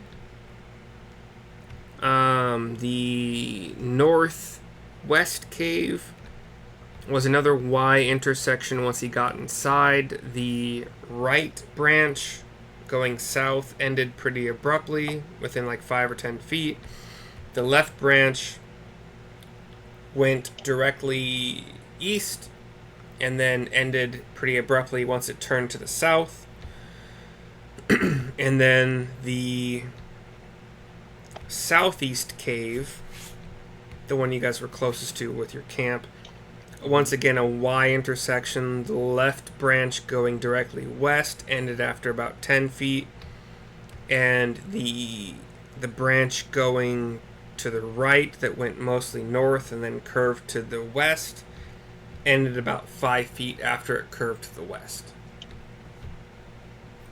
And there was no room or anything? It was just a dead end? Everything that I have said is what he saw. Okay. As a flying snake with only blind sight. You didn't see any creatures moving? He says no. And they don't seem to have met up either. Your drawings are much larger than the caves would be. Okay, so they're super tiny. Like it would all, everything would happen that he described, like not down towards the middle, but like in this area. The Y portion, like the branching intersection area, would have been 10 feet inside of each cave. So yes, you could definitely surmise by what he tells you, and we'll say like his explanation of the caves sets him at 4 minutes post summon, so you have 6 more minutes. But yeah, they from what he was able to witness, there was no meetup anywhere special. Okay.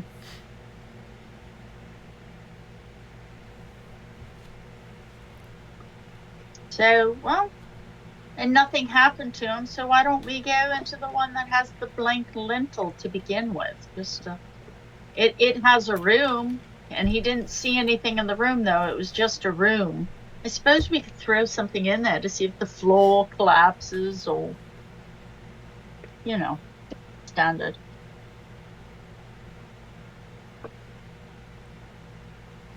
What do you think, Rio? You're the rogue type, the ranger type. Well, we'll only find out until we go.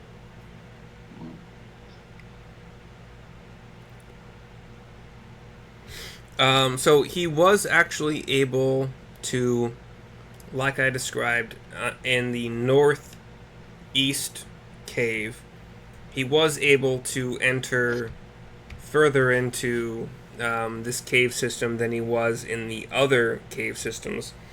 And in that northeast cave, he would have also been able to sense with his blind sight some niches. It's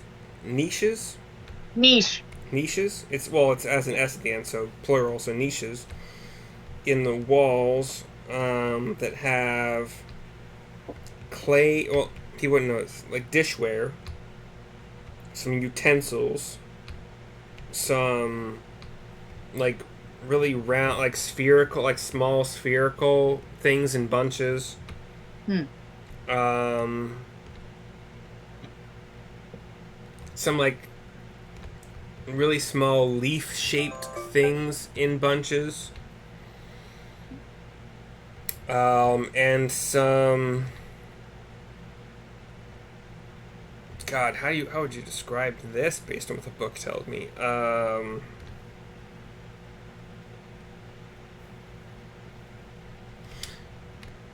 Little figurines. And with blind sight, I don't know if he would have been able to like to gain any information about those figurines. Some hoodoo voodoo stuff here. I don't know. Yeah. Let's just knock down the door. Bug Dog can knock down the door.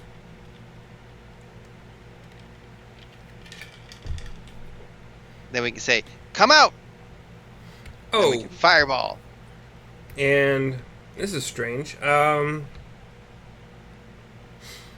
In the middle of every Y intersection that he came across,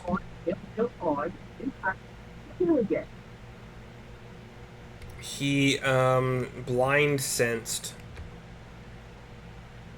what he could after at least 3 different times of blind sensing this in those 3 different caves. He would have noticed a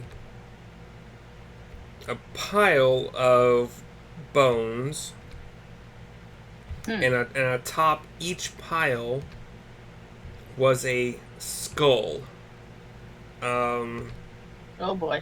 An elongated skull in comparison to a humanoid skull. So elongated, like. I mean, it's blind sense. It's not perfect. Yeah. I think that's the best you're gonna get from it. Like, it's like how a human skull is not spherical, obviously, but this skull would have been roughly spherical until you reach about like halfway down the front of the face of it, and then it extends outward for some portion, some amount of length, and then it flattens and then goes back into the spherical kind of skull.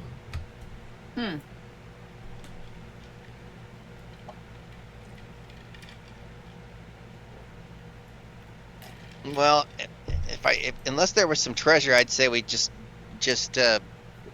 Leave erupting it be. earth the whole thing and tear down the stones. Let's just destroy this place.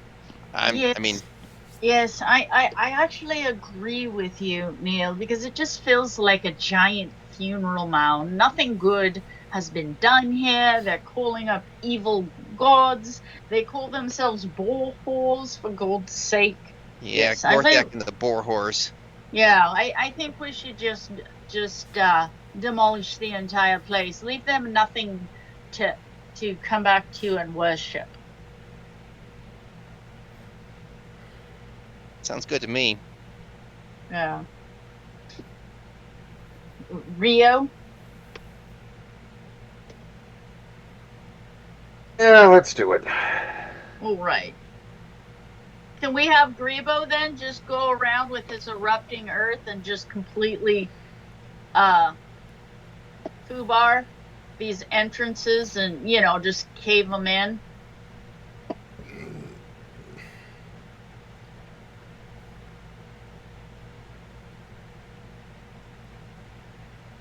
And also, I almost vote that these large upright stones at the top, we should probably topple them as well. So it's just not a sacred site, Pull the stones. Yes, exactly. Let's bring the stones down.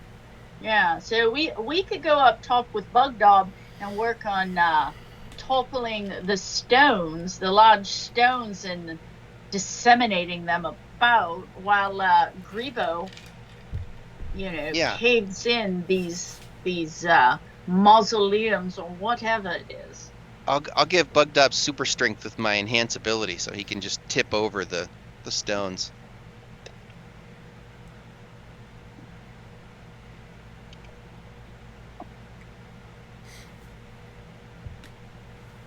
Okay, I'm trying to figure out if I'm doing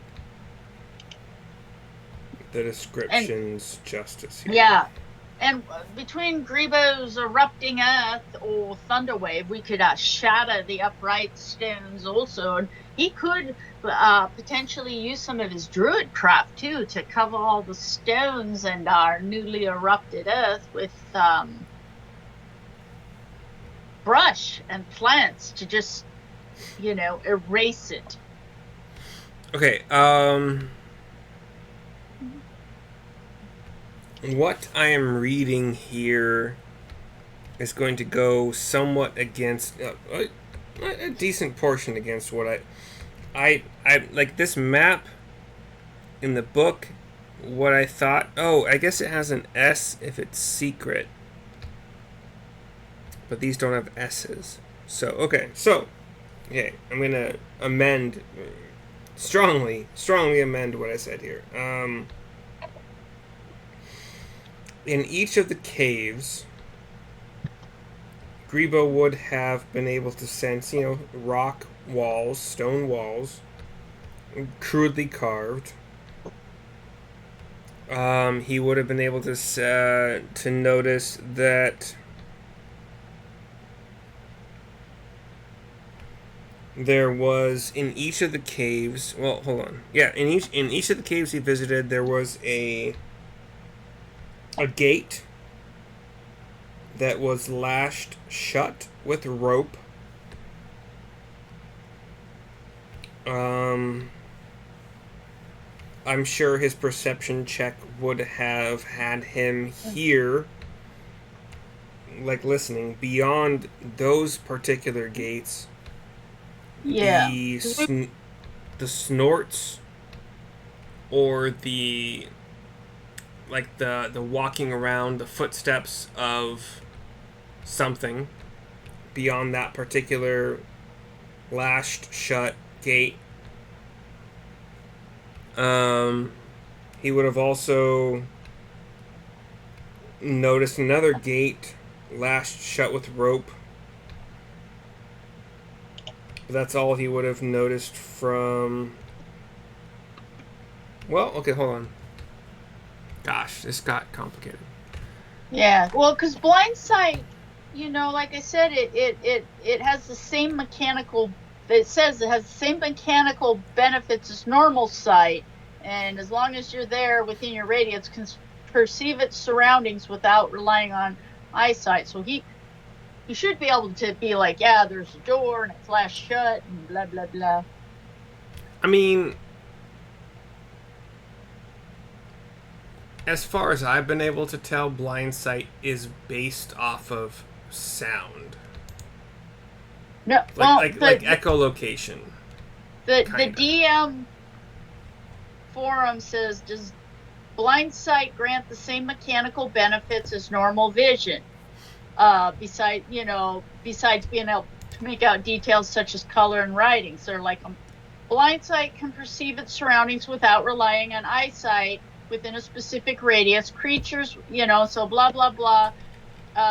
Blind sight does grant the same mechanical benefits as normal vision, as it can perceive its surroundings without relying on eyesight. So for whatever reason, it's the same as seeing, but without light.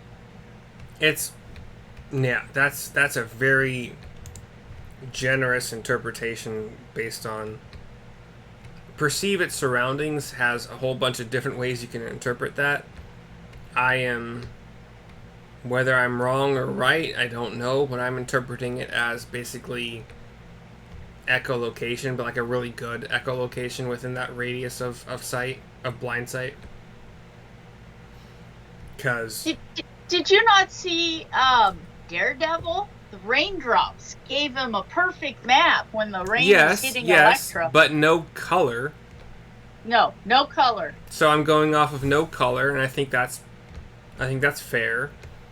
That is why I have, based on reading these cave descriptions a little more closely. I didn't know they put them all in one little block, but that's why Blind Sight Flying Snake Grebo was able to notice the difference between, like stone walls and wooden doors and ropes around those doors. So, like, that makes sense to me. Color doesn't make sense, but Nope. No color, no writing. So if there's writing, that wouldn't probably show up unless it was huge, carved so into the wall. what we're gonna say is in the northeast, I think that's the first cave you had Grebo go to. He did hear in another little, like beyond another door with rope lashings. He heard some like hooves on stone or light dirt, and maybe even I don't know how to make this sound properly, so it's like not a goat. I know it sounded like a goat, but like not a goat. It's Hey, Winnie. not even a whinny. It Grebo has enough time around horses at this point. I mean, he's a summoner buddy, so he has the experiences that the summoner buddy has, not the actual Grebo. But he's had time with your horses for sure, probably. But no, not a goat, not a horse. But he hears like hooves on a light layering of stone, and that kind of stuff. Like not, but I know it sounds like a goat. But it's not supposed to be a goat, but whatever. Let's see if he hears that in the other caves. No. Okay. All right, and then let me just make sure here.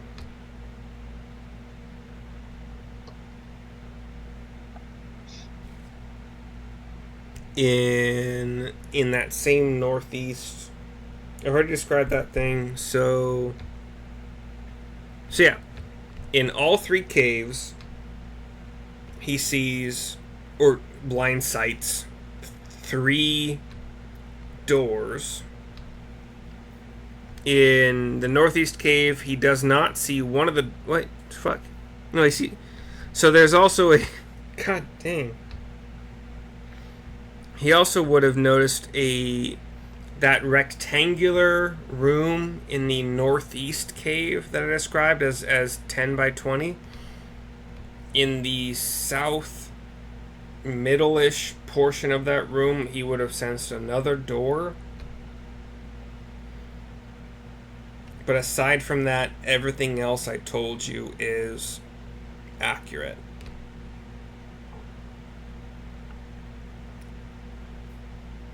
Yeah.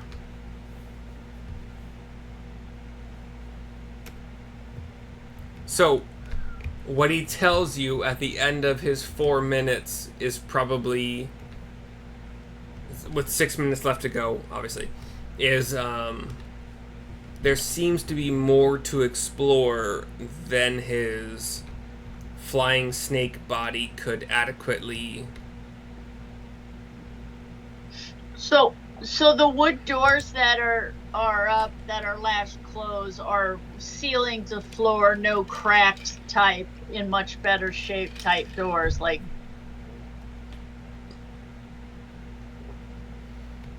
No. They're similar. So couldn't he just sneak through there and fly in? He probably could have, but he didn't. Okay, well, let's send him back in and be like, hey, you need to fly past those doors and see what you see. Does this meet up in the middle? What's behind them? Just, stay to the ceiling so you don't get squished. Okay. You're the one that summoned him, right? Yes. Okay.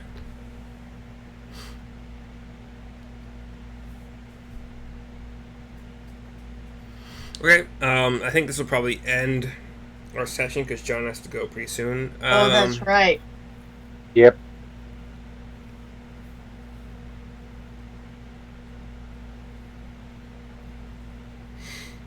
Okay, so the further exploration that Grebo does, and I think he has plenty of time here, is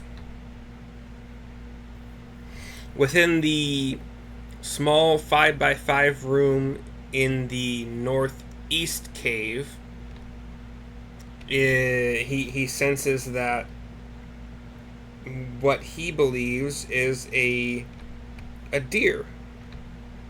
Oh, In the other two 5x5 caves, in the other two 5x5 rooms, in the other two caves, he just gets bones on the oh. ground.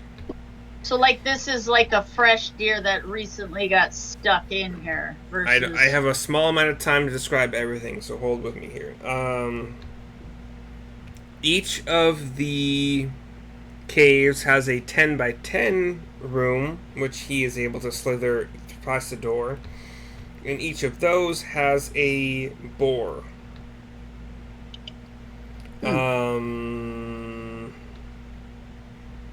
That's about it for that. Each of the caves also has that 10x20 room that is described in the first cave as having an open door, but the other two caves the door is shut. He senses niches in the wall, dishware, utensils, mounds of small spherical objects, mounds of small, like tiny or minuscule, like leaf-shaped things in mounds, and again, oddly shaped.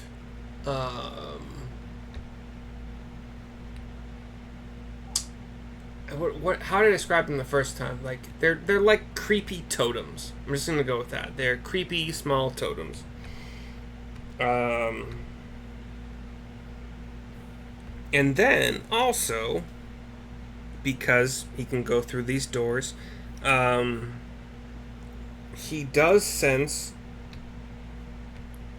in like this kind of interesting. Well, in a couple of the caves, the tunnel is a little bit snaky in shape or curvy, but in one, it's pretty direct and short. Something in the ceiling that is kind of somewhat like circular or rectangular, kind of door looking. And that is what you get from these. And he comes out, and he's got a minute to tell you about it, because it's like that further exploration is a lot. So he's got a minute to tell you all about it, and at the end of that minute, I'll give you guys about 12 seconds if you have any further questions. Well, thanks, Grebo. But Yeah. So, we don't have time this time, but yeah, I need to figure out, because like I'm kind of confused on what exactly he saw. We can sketch it out next time. Well, I mean, the best you're gonna do is what you've done on the map. I mean, without exploring these things yourselves, you know that Grebo did not encounter anything that was trying to kill him. But you don't know if that's good. Things were trying to kill you if you entered the caves. Like, Yeah. no idea. But nothing tried to kill him. Yeah. Well, we have to save the deer, Yes. and then They're after delicious. that, right? Yeah, it's true. They do taste amazing. So, especially young deer, yummy. Ow, I didn't want to know that. All right. I grew up on deer meat and salmon meat. I didn't even have beef until I was like 12 years old. Wow. Yeah. The first time I had it, I was like, what the hell's wrong with this hamburger? It was made out of beef. I was like, oh. Yeah.